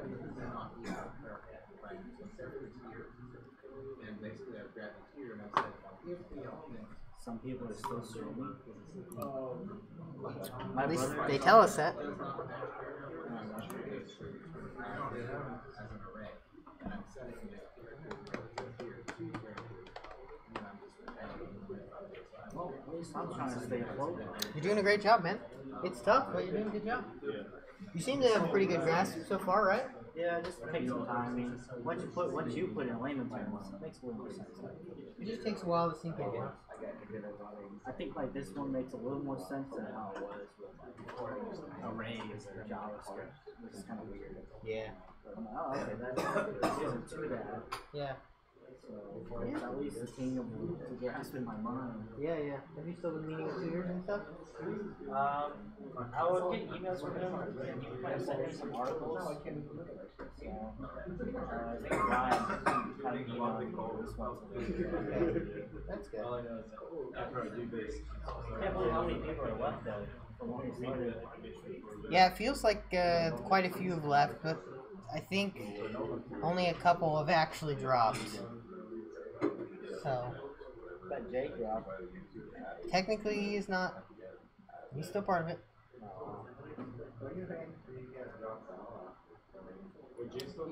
There's there's a point where I don't think Trilogy will ever kick you out of the class, but there's a point where you won't get your certificate anymore.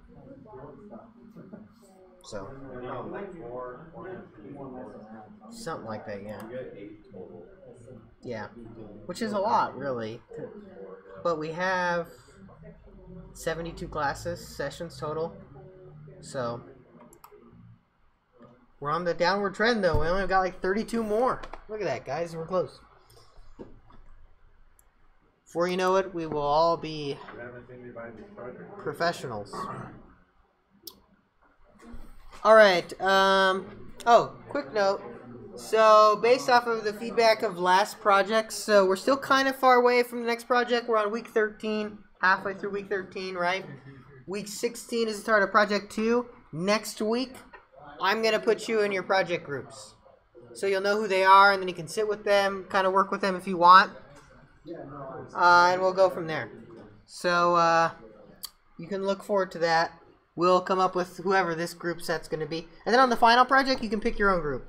So that'll be up to you. You can work by yourself if you want, although that's highly discouraged. And you can pick a group up to 4. 3 to 4 is probably a good number. Anyway, let's get back to it. Fist 5, how are you feeling so far on all this stuff? So the delete part, that was an extra bonus. If you didn't finish it, that's okay. That was a lot tougher. We'll get to deletes later. But right now, post and get are the important ones. Alright, so what have we done so far? We've done gets and posts, but they've all been pretty much with JSON or raw text. So how do we get HTML? This is an example of what HTML looks like coming through Postman. So you'll be able to see that you got an HTML request. You can look at the type right here. It tells you it's HTML. You'll see information here. Will tell you it's HTML and the content type, right? So you can see lots of information about the HTML. It does not render it, though. So you're not going to get the nice actual view of the HTML like you would get it in your browser. But you get a nice pretty printed format. So that's nice. But how do we get actual HTML? Like so. This is coming from our Node project. Server 6 to be exact. So there's a couple differences. One, you'll notice we have another package required in Path. Path is one you're going to get pretty used to. I don't know if we've officially used Path yet, but we kind of did last week when we did the dir name stuff. Path makes all of that a little bit easier, which is good. You really want to get used to using it. There's only a few methods you'll use from path a lot, but so a lot of this is the same. The post is the same. All that's good, but our GET request now, our home page GET request is actually returning HTML. So before, with that HTTP module, we would have to get the file with the read file, and then we would have to pass the HTML blob into the end function, or we could use like a write function or something with the response. But now Express has a specific function for taking in a file, and it does it all for you. It's called send file instead of send. You just have to give it a path to the file. You'll notice in Activity 13, Star Wars 6, there is now a view.html, which is that HTML that's being displayed right here. There's nothing too fancy about it. It's just an HTML page. But the important thing to note is how easy it is to send an HTML page. So, what does the path have to look like? Well, technically, you can just send in a relative path and it will work. If I restart this, this should still work. Ooh, it didn't work that time, actually. Wow. Wow. Path must be absolute. Okay, they might have changed that. Anyway, I was wrong. You can't do that. If you're reading the file yourself, you most definitely can get the relative path. Oh, I never saved this file, of course. Alright. Save the file. Refresh. Alright, if you're doing a read file and just passing it to the response, you can get a relative path. However, that's not ever really recommended. It's recommended that you get the absolute path, and Express here tells you have to do that. So how do we get that? It's pretty easy. Like I said, on Saturday we have this double underscore dir name, which is a constant variable that's always exists for you in Node, and it is the directory of this file, right? So what directory is this file in? Underscore underscore dir name. Path.join takes parts of a path and turns it into an absolute path. So dir name right here, underscore underscore dir name, is an absolute path to our root directory, to this directory that this file exists in. View HTML exists in the same directory. So path.join just basically takes this directory and adds this file name at the end and gives you the full path to that file. The other nice thing about path.join is it uses the OS specific separators. So in Linux we use a // for file separators. In Mac we use a // and in Windows of course they use a \\, because why wouldn't they? So path.join takes care of that for you too. It does those transformations. So it's a really nifty function if you want to get to the absolute path of a file. And again, even if you don't need to, using absolute paths is always recommended over relative paths because of how things can change on your server. You never know where it's actually going to be.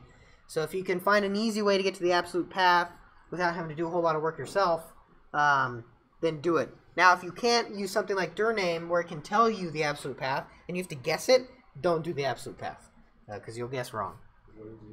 What if the HTML page was more deeper? Then you just have to know the directory name, and you could specify that yourself. So, say if there was an HTML page or an HTML directory that it was in, you could just do that and specify all the different parts, and it would join them together appropriately and find them.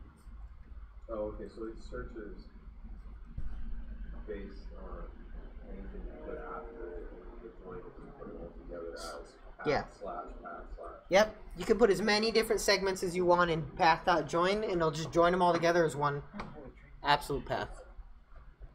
Could you put it in the first one? Could you put like where it says view? Could you just put like HTML /? Yes. You can also do HTML /, but then you got to know your specific separator. Right. So Okay, it's less robust. But yes, both of those work. Any other questions on this? Okay, what I want you to do is play with this file like we've been doing. Change the HTML, add another HTML page. Just kind of get used to sending HTML files. Figure out how path.join works. This is server 6 in activity 13. Just spend some time kind of getting used to this and understanding how the HTML is being sent from the server.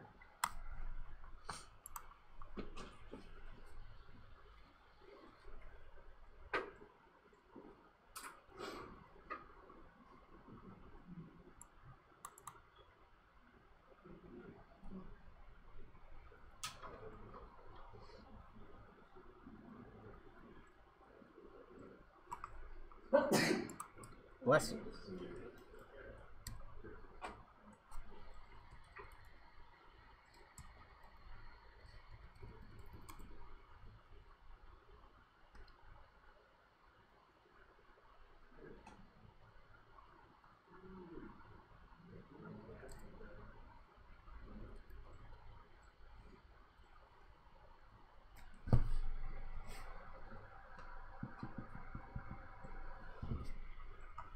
What's the shortcut to Tiger's number? Control backtick.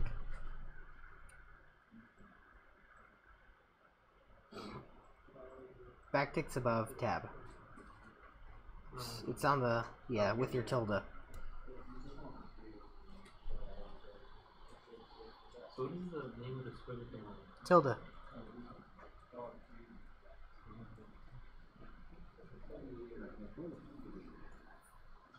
Tilda's a beautiful name, huh? Your beautiful daughter's name. The girl's name? Like Ethel.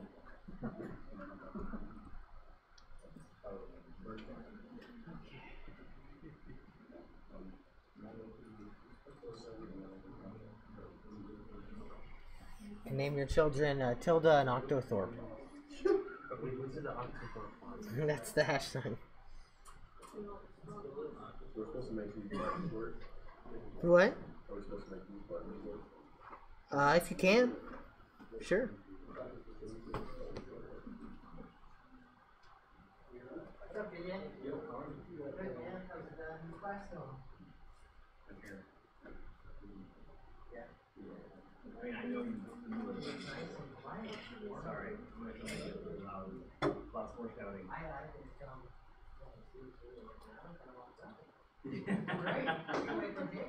Exactly. Someone just packed them up. Exactly. Well, now I'm responsible for your stuff. I always was. Oh, we're good.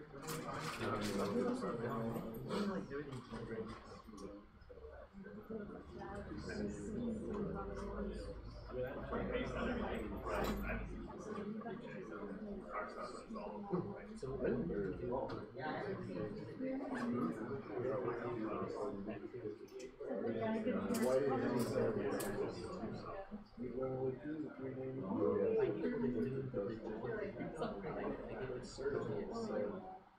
think you said the details over like make it go to a new page maybe or something. And now I'm. Let me see if I can have this like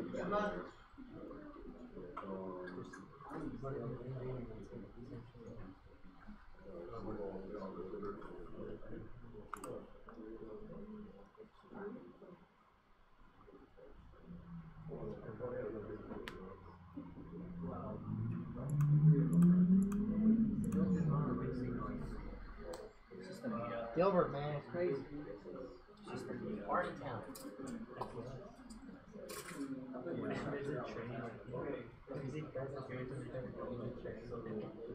No, I haven't seen any of those movies. Really? Oh, they're so terrible. Yeah, they're big in China, and my sister's husband or fiance is Chinese. They're terrible. Fast and Furious, Oh, a huge deal in China. Great action. She said the Chinese people love the worst movies. Transformers, like I get that, like they're terrible. When I saw the movie for the first time, I understand that. I want to like Vin Diesel someone out. Like it doesn't ruin the movie. You don't know what they're saying. And they're always quoting. You know how there's been movies where there's like something like this, like dramatic acting. Doesn't it work for you? I like a movie where if you don't watch it, like you don't need to know nothing. You don't understand. I don't need to know nothing. That's how Jackie Chan movies. Same thing. They can always fight the bad guy. Class going on? Hey JJ, what's that? They all have t-shirts and Oh, that's hard stuff. oh. Do we get t-shirts? Yeah, do we? Come on, man. Yeah, I need something. I'm sorry, I don't control the t-shirts. I'm gonna on my final review. I'm like Jason gets a bad score because I never got a custom t-shirt. That's not my purview. What? Probably ask them for one of them. Yeah, hey, that's part of They might. $5 for sure. Yeah, no, $5.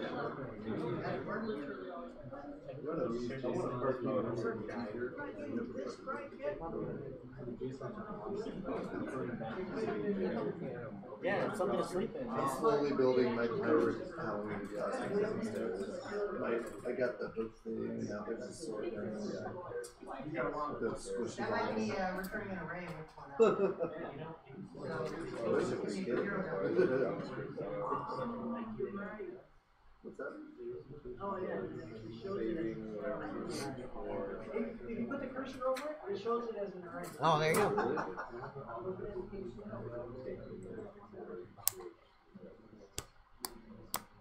All right.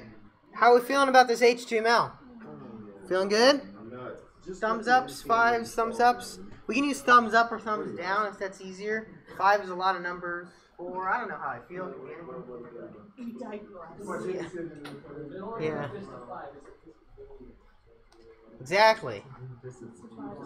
It's an array of booleans. All right. Anyone have any questions on how this HTML is working? Anything there that you want to know more about before we move on? No, we're good. Cool. Well, we're gonna move on then to the. Oh man, what is it called? Final. Oh my gosh, it's somewhere in here. It's just called server, of course. Alright, we're going to go to activity 14, which is the final Star Wars app. Oh my word. Now this one's a little different. So if I go ahead and run it.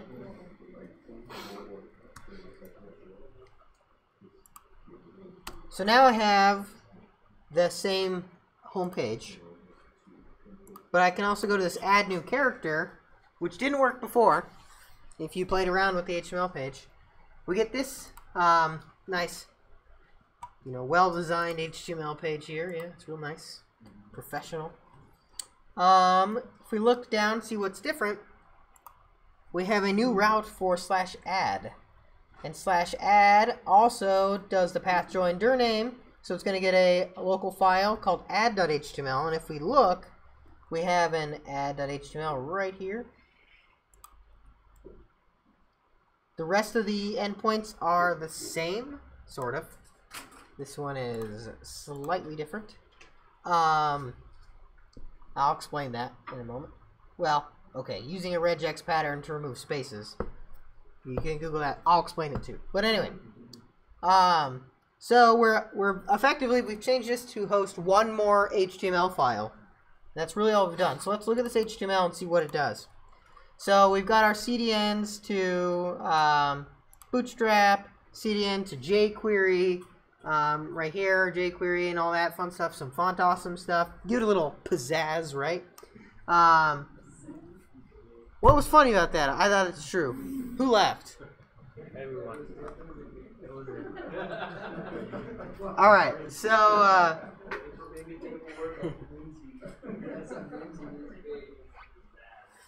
all right, let's look at this. So it's just the display, nothing too fancy, but we have this form, right? And this form is a post, and its role is a form. In case you weren't sure about that, that is actually a Bootstrap attribute, or something that Bootstrap uses.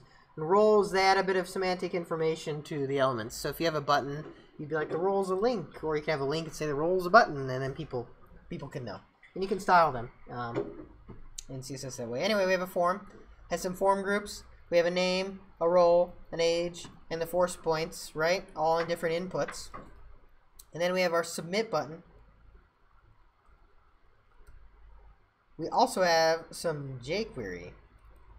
So our add button is tied to that submit right here, right? The submit has an ID of add button. And right here we're using good old jQuery. We remember that? Or did we all forget jQuery and how that works?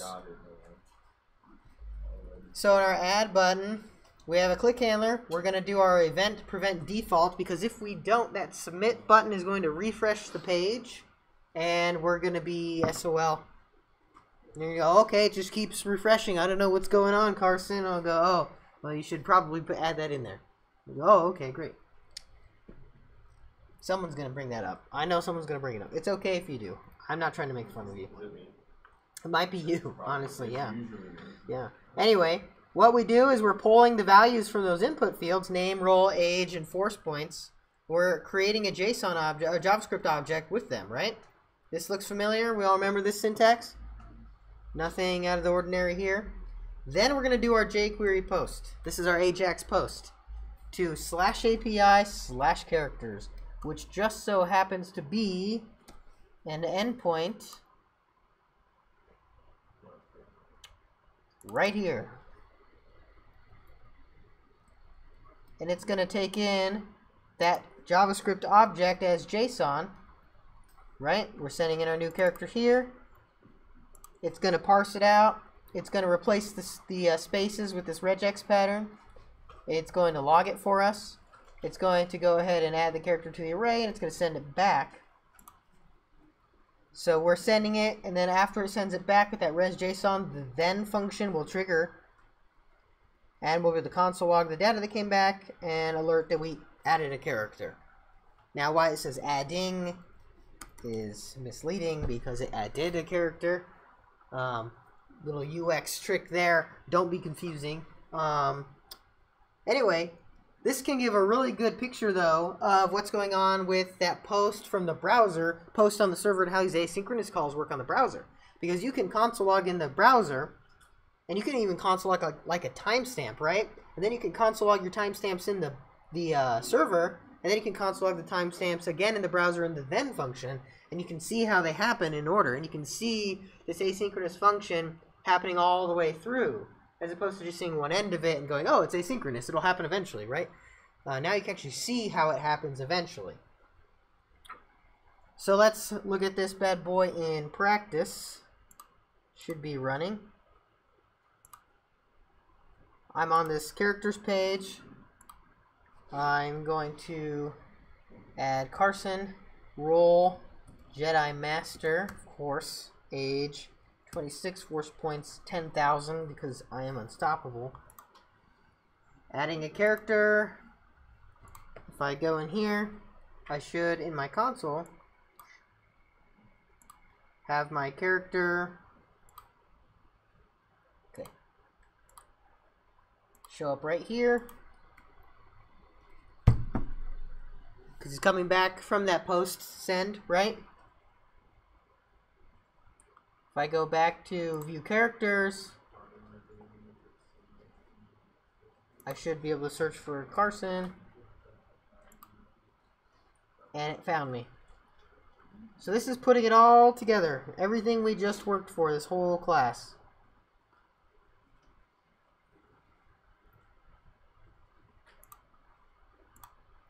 Any questions on the whole thing put together? And how that HTML post is working and everything from jQuery. Alright, play with this for a little while. Get a feel for it. Understand what's going on. Change the form. Add new fields to the form. Create a button, why don't you, to display all of the characters. So we have an endpoint, API characters, it's supposed to display them all. Create a button and create a new HTML page that can display those. So that's your task. You want to add a little bit more to this. We're going to add a new HTML page.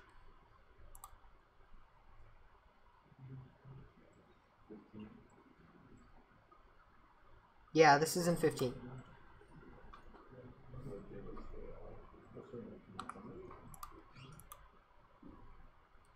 There's a YouTube link to this activity that I just slacked out in the channel too that you can check out later. But just get used to what's going on.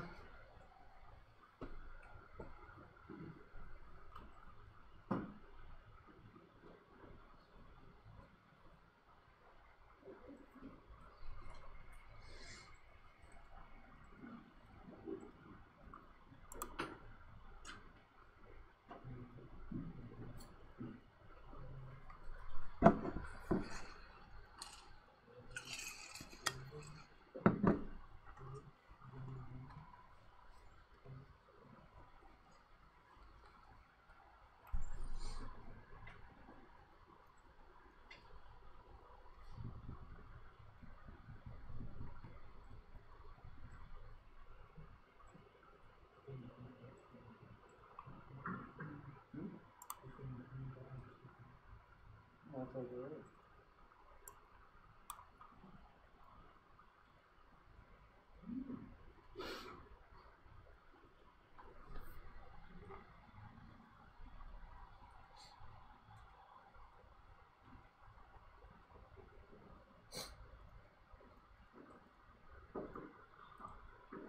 Creating an HTML page to display those other elements is going to be pretty tough.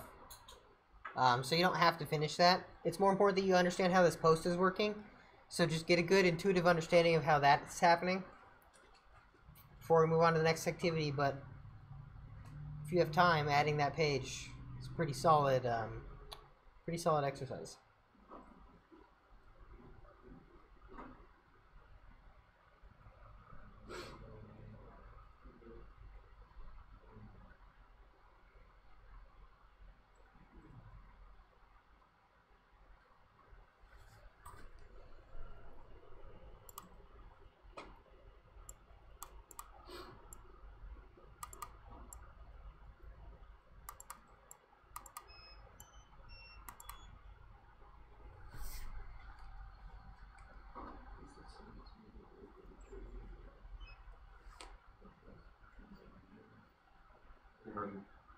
So the app.post in the server JavaScript, is that basically like not execute until the I don't know how to explain this.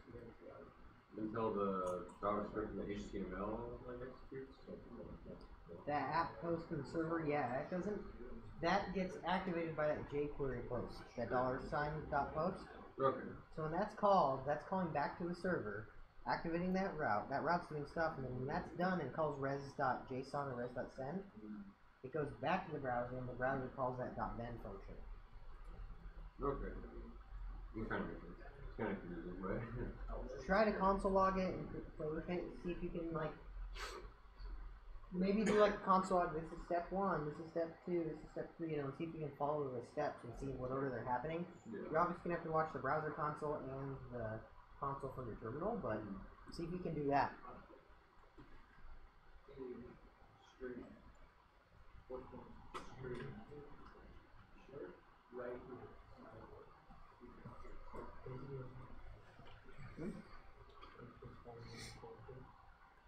No, I'm not happy.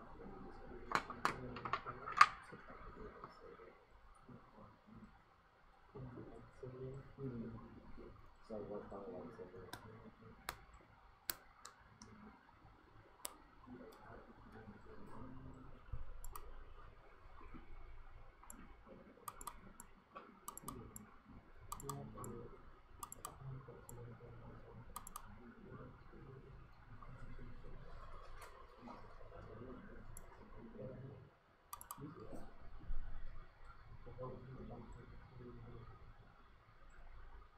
Well, I have this application.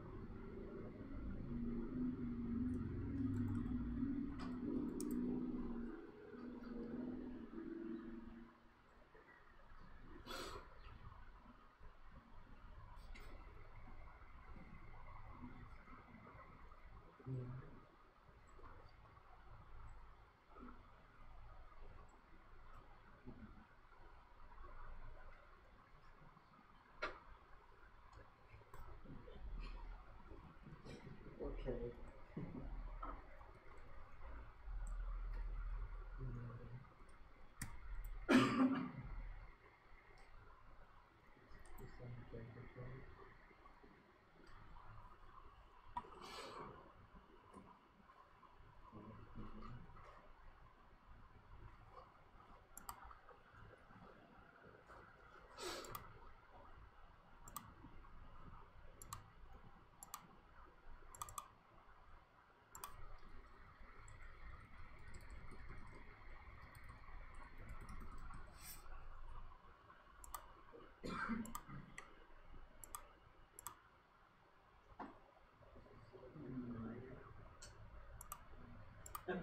Wednesday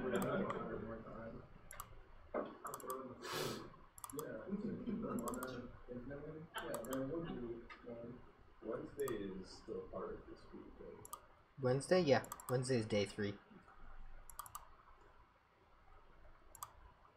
Are we looking at 16 on Wednesday?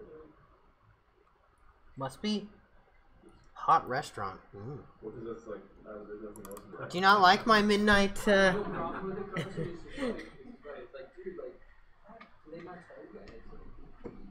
Oh no, it's all here in the repo. I just don't look at it till midnight the night before.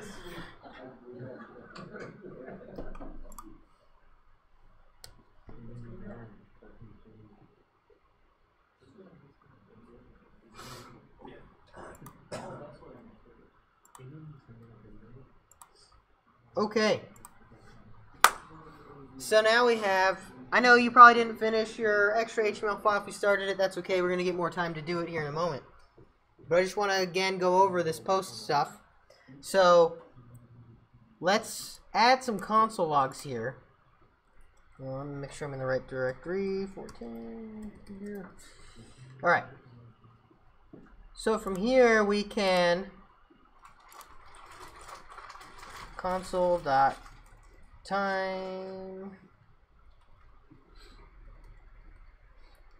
before post.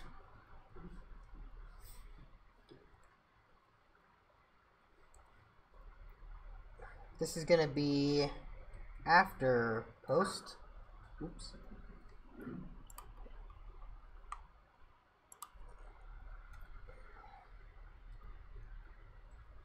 This is going to be posted, and this is going to be sent. I'm going to add more to this. Step 4. That's actually going to be step 3. My bad. Step 3. Alright. Step 2. Stop 2. Whatever. It's all the same. Alright, why am I adding these? I'm adding these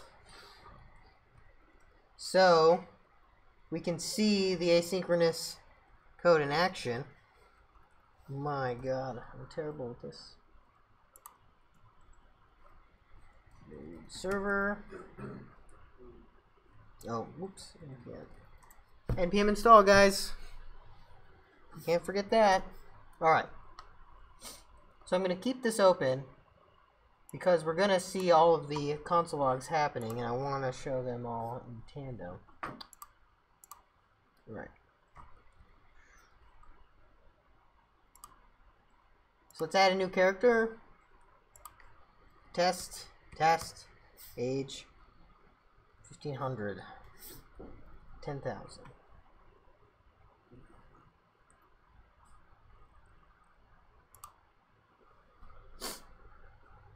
Oh, my console timestamps didn't work. What the heck? Well, that's a bummer.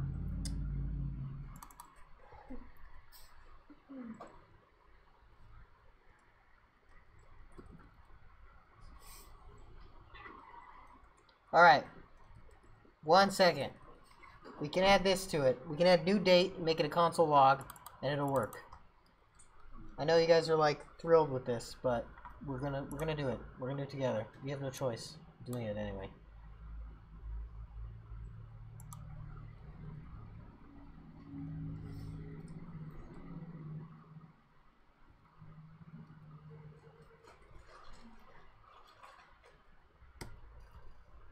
Let's restart this. Let's restart this. Test. Okay, so this is happening fast, so it's going to be kind of hard to see. Let me expand this one a little bit so you can see more from the browser. So the first one happened at 8:45 and 27 seconds, and the last one, step 4, comes at 8:45 and 28 seconds. The first one here comes at 8:45 and 28 seconds, and then 8:45 and 28 seconds with 14 milliseconds. So 3 milliseconds, 30 milliseconds between these two.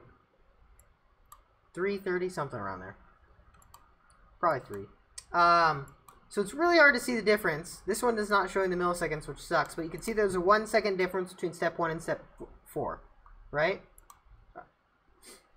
And then here you can see step 2 at 45 minutes and 28 seconds is happening after step 1. And you can see this dot 00011 is the milliseconds. And then we have 45:28, which is again after step 1, with a .014 for the milliseconds. So it's happening after step 3, and then even after that, we have step 4. So that's kind of like our asynchronous code in action. This is our jQuery post. Before we do the post, it comes in here to the server, boom, hits those, comes back, and we do our last bit of the post from jQuery. I don't know if that actually helped visualize this at all, but it's like the path through the server and back out to the browser with timestamps. So is anyone still a little confused about what exactly is going on with this code here, or has any more questions about this post from an HTML file, how it works? Now the HTML tags themselves we should be familiar with now, right? Form tags and all that. And the jQuery we should be pretty familiar with too. It's the server-side stuff that we might not totally understand yet. So are there any other outstanding questions before we move on? Cool. I selected out a couple of things on the channel. There is a starwars.zip, and there is some instructions. Now, before you use those, you should download the starwars.zip. Before we move forward on this, we're going to go over some stuff together. So, I briefly mentioned that you should check out Heroku. Heroku. You should create an account on Heroku. If you don't have one already, you should do that. And then log in.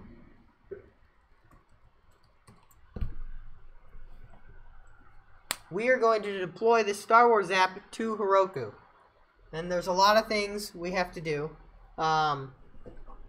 Well, not a ton of things. Okay, there's some steps we've got to take to make this happen pretty seamlessly. The first thing we want to do is go to GitHub and create a new repo. It's the very first thing. Let's create a repo. We're all going to do it together. I'm going to name mine Star Wars Heroku.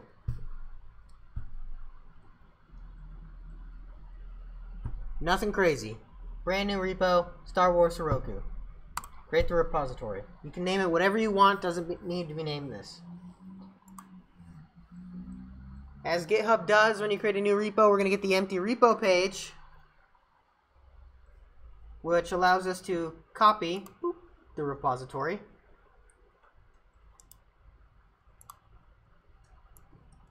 Now this is where we need to download that zip file. So I'm going to click to download. I'm going to save the file.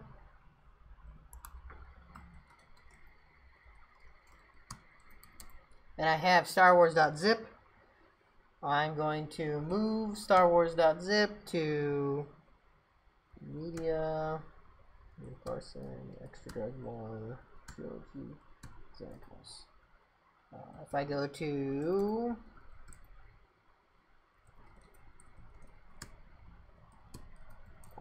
I now have starwars.zip. Alright, so you have Star Wars zip downloaded. You have it in the root directory that you eventually want to deploy your, you want to start your repo in. Go ahead and unzip that file. And you should have a Star Wars directory that you can then go into. Oh, it's probably going to be 14 Final Star Wars app or something like that. But you should have the add HTML, the package JSON, package lock, a git ignore, server.js, readme.md, view HTML. You should have all of that stuff. The git ignore is really important in there too. I created that for you guys, and it just ignores if you cat it or you look at the file. It just ignores the node modules because we don't want those. So once you have this unzipped, we've created our repo on GitHub. you need to do git remote add origin and paste that link to the repo. Git remote add origin and your link to the repo, and you hit enter, and it said no, you suck. Oh, because I didn't do git init first. Don't forget to do git init. Whoops. Then you can do it. Alright, so now what I've just done is that repo I created on GitHub, I've effectively hooked it up to this folder in my file system. If I do git status, you can see all those files are there. I can go ahead and do git add dot. If I do git status again, now they're all green. Sweet. We can do a commit, initial commit.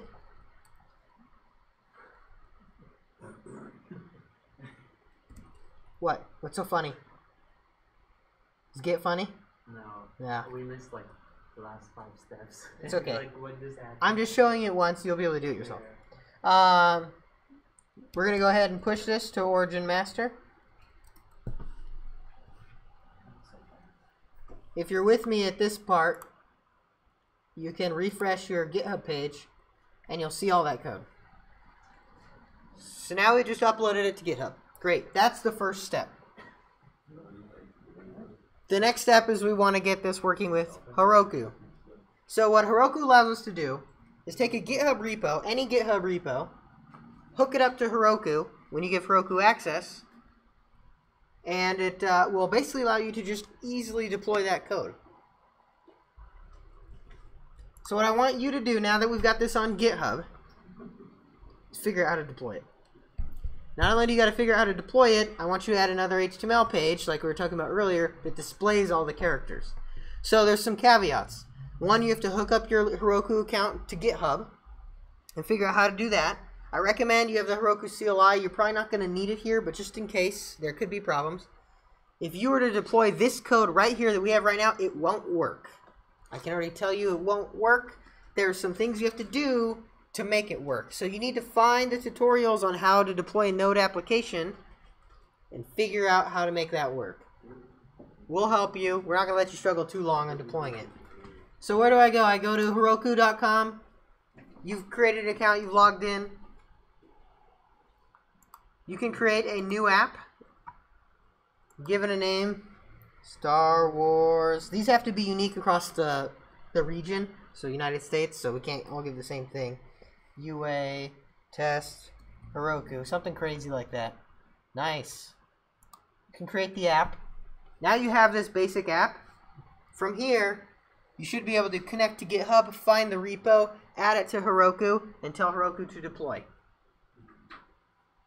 Once you've done all of this, you have just deployed a web application to the wide world web. World Wide Web, whatever. Wide World Web. Stay open. Does it stay open? Like you say, like after you get shut down. No, unless Heroku decides to go purge a bunch of free accounts.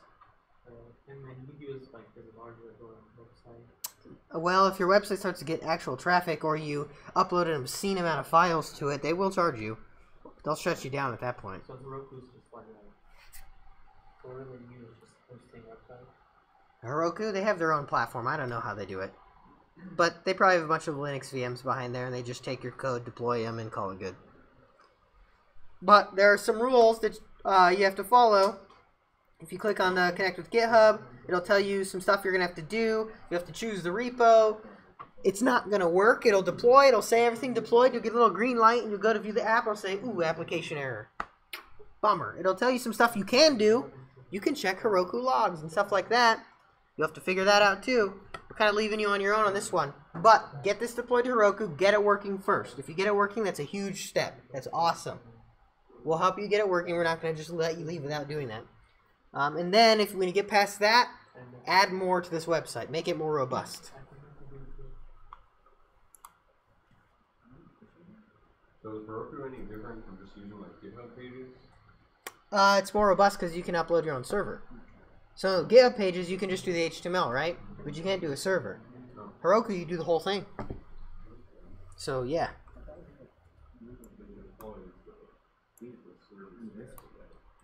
Yep. The whole thing, everything that's in that repo is going up onto their server. So after we unzip the Star Wars, we do get in there and then... Yep. That's when you have to do that git remote add origin. Oh. So the git init, then git remote add origin URL. It's I'm putting it in Slack.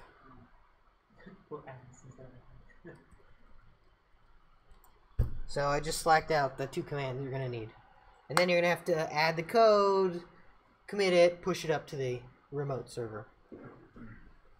So there's a lot of steps to this. This isn't an easy exercise by any means.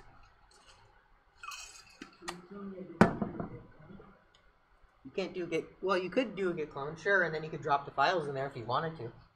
That's another way you can do it. Yeah, we'll have to commit it and push it up, yeah.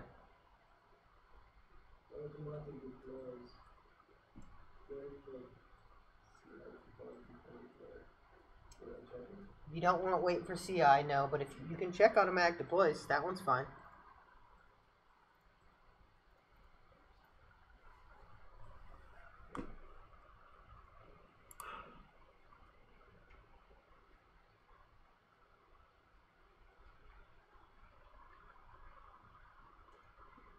So those instructions, after that zip file, there are some deploying a Node web server to Heroku. There are instructions in there that tell you how, like the things you're going to have to change in this repo to make it actually work. If you read through those. The git push Heroku master and all that stuff, that's if you use the command line, and we're connecting to GitHub. So...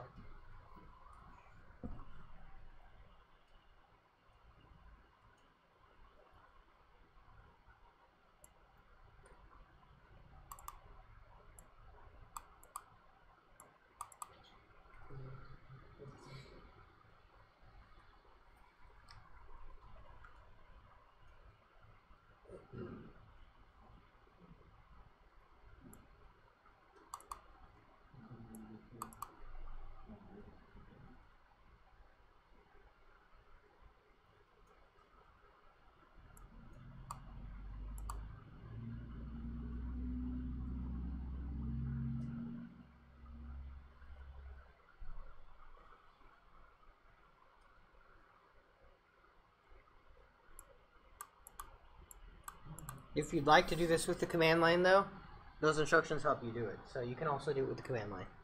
Either one works. Heroku Git command line or GitHub.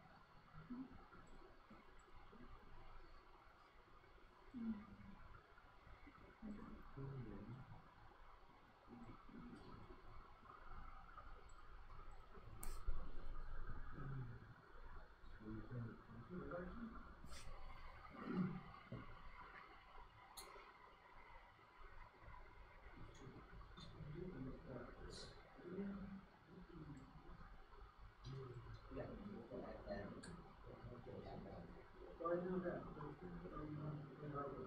That's why you need that open section. Well, I know that it's like a port, but I'm saying, I thought the option would be this, where I actually install the No, the process engine report, that's internally where you can look. what's the environment. If you set the environment where the machine's on board, you put something, So no matter what, okay, I'm saying you just do that. Install. Oh, it was gone. It's not stuff. Gone.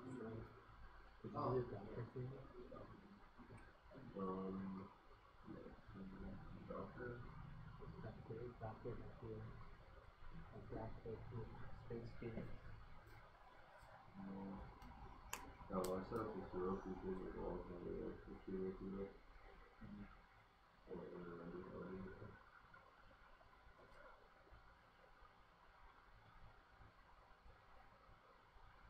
Wait.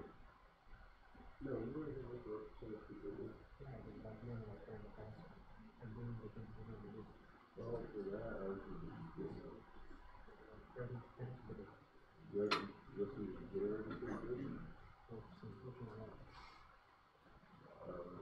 for the GitHub one, they just trying to deploy the repository to the Roku. I don't know if you have to do anything with that Roku.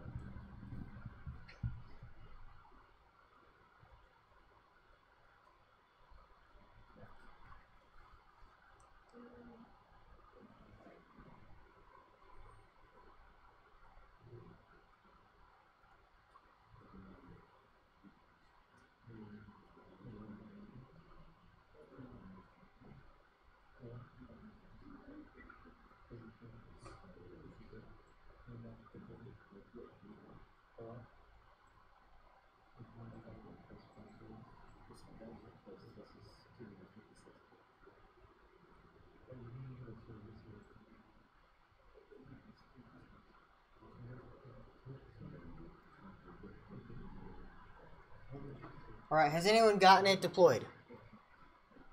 Working successfully?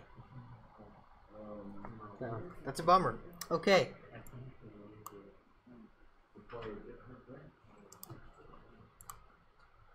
So there's two things from this repo that we have to do. We have to change for it to work. Who's gotten it up to Roku but they can't get it to actually work? Okay, so a lot of people. Alright, so for those of you that are at that point, two things. One, where we're assigning this port,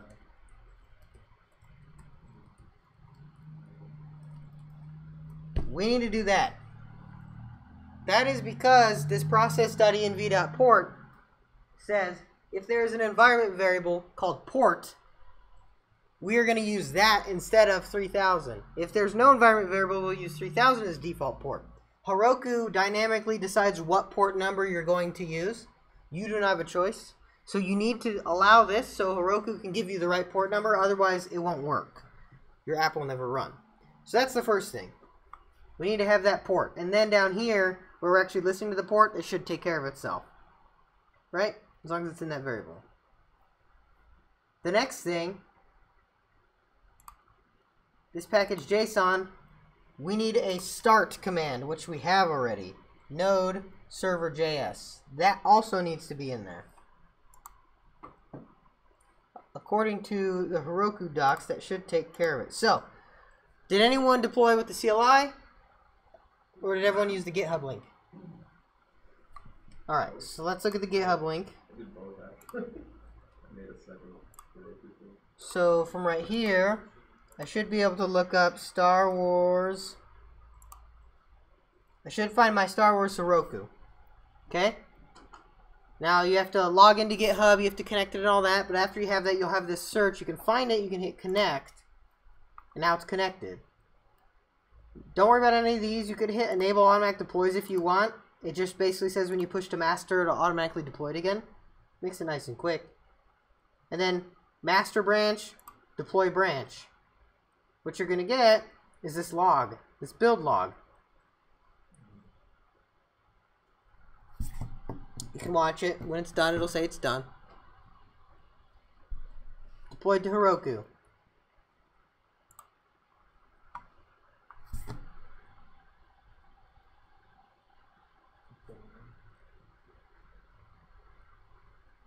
Let's see if it works. Should work. If it doesn't, I'll show you how to debug.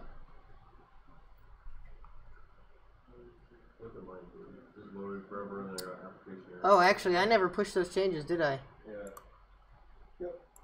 So what code do you have to put in again? In that port? Process.env.port, yeah. You have to do the double port. Yes, you have to do double pipes. Double pipe 2000. I was looking at the file, it was 15, it has some double pipes, and I thought I was working on the one that you sent up. It's now a double pipe. Alright, so now if I push these changes to GitHub, because I have this automatic deploy, it should automatically deploy for me. So this one, you can see build in progress. It started, and then it'll say deployed. You'll get a deployed activity when it's done. Boom, deployed. You click open app, and it's up.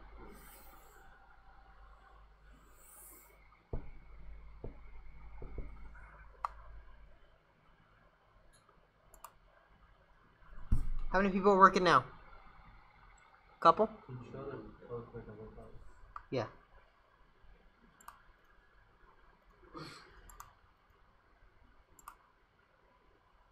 Come on. It's that line right there. You need that. Then you need to push that to GitHub. Where are we stuck?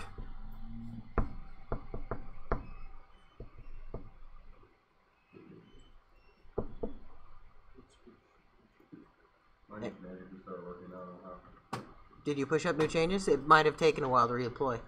Yeah, at first it wasn't working, but now it's just, I just pushed it again. I didn't think I changed anything, but then it just started working. Is anyone else working now?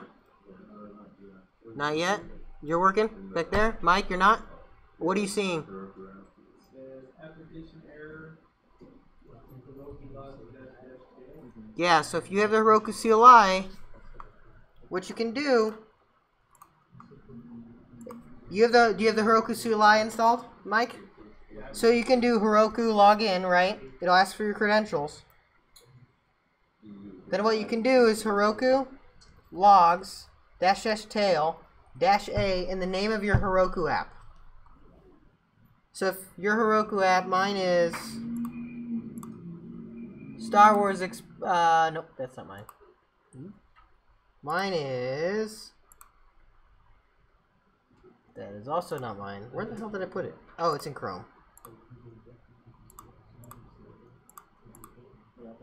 Mine is Star Wars UA test Heroku. So if I open up those logs, so it's Heroku logs -- tail -a Star Wars UA test Heroku. It'll take a little while. You can actually see the server logs from Heroku. And apparently mine exploded or something. I don't know. But it got up there. That's good. And this way, if you have problems with deployment and you need to see what it is, you can open this and you can actually see what's going on that Heroku server so you can debug it.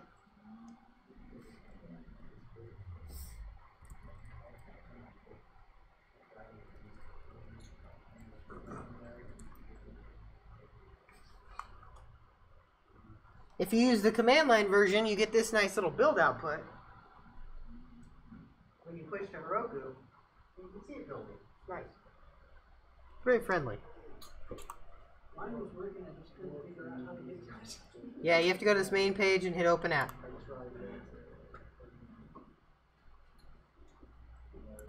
can't see this. Maybe I should look over here and read better. Should be able to add a new character.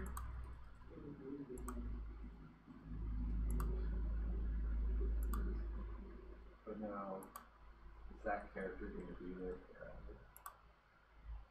I don't even remember what I named them.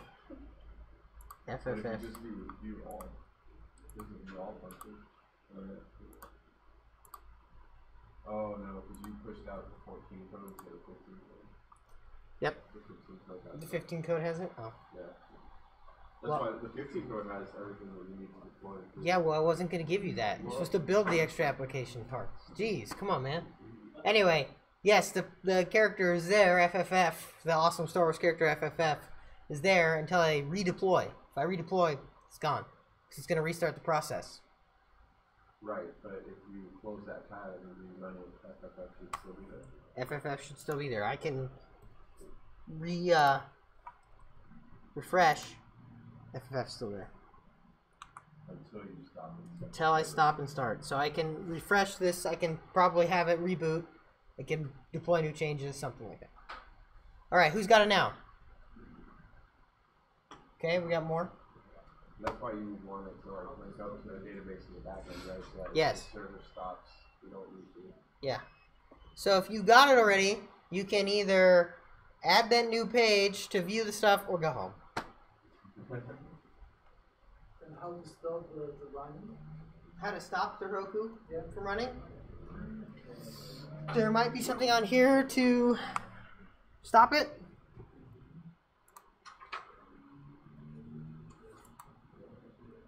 Or just close the application? There's a disconnect button, you can disconnect the app. Well, it disconnects it from GitHub, but I don't think it'll shut it down. Probably just delete the app. Disable automatically.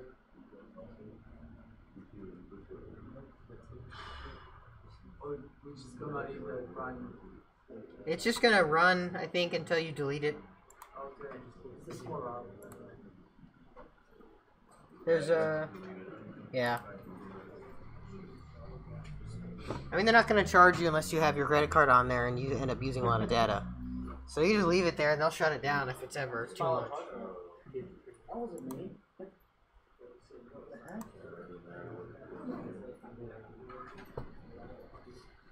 Alright, where are you at? Alright, so change that 4. Nothing. Push it up to GitHub? So I push it up again. So Did you do the git add and all that? You don't need to do git init again. You did status for me. So you never push those changes.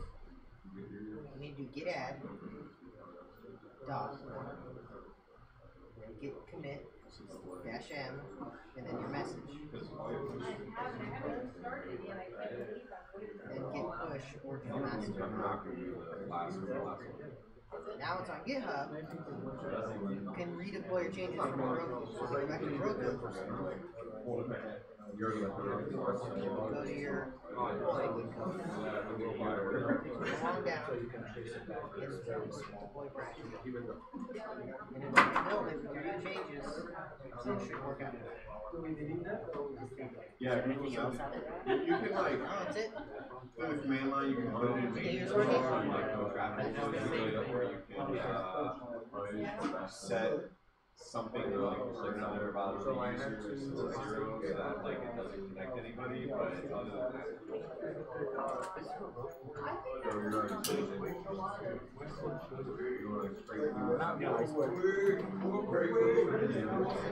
to explain She wants to be a man.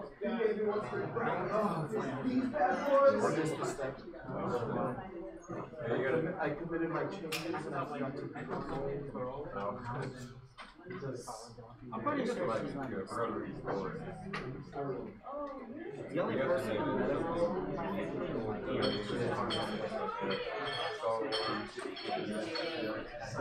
well, there's a high demand. There's too much. So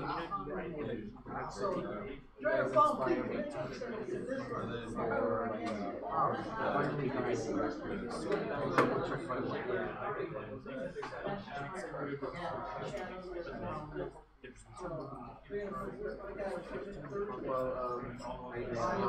might change it.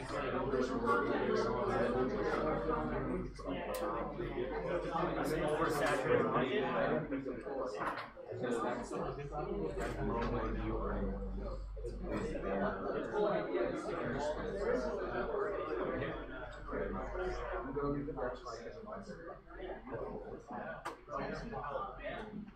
No. Give me a year or two with something, with that contacts or whatever. Slice the glass in my eye, I don't care. Yeah. Where's the file?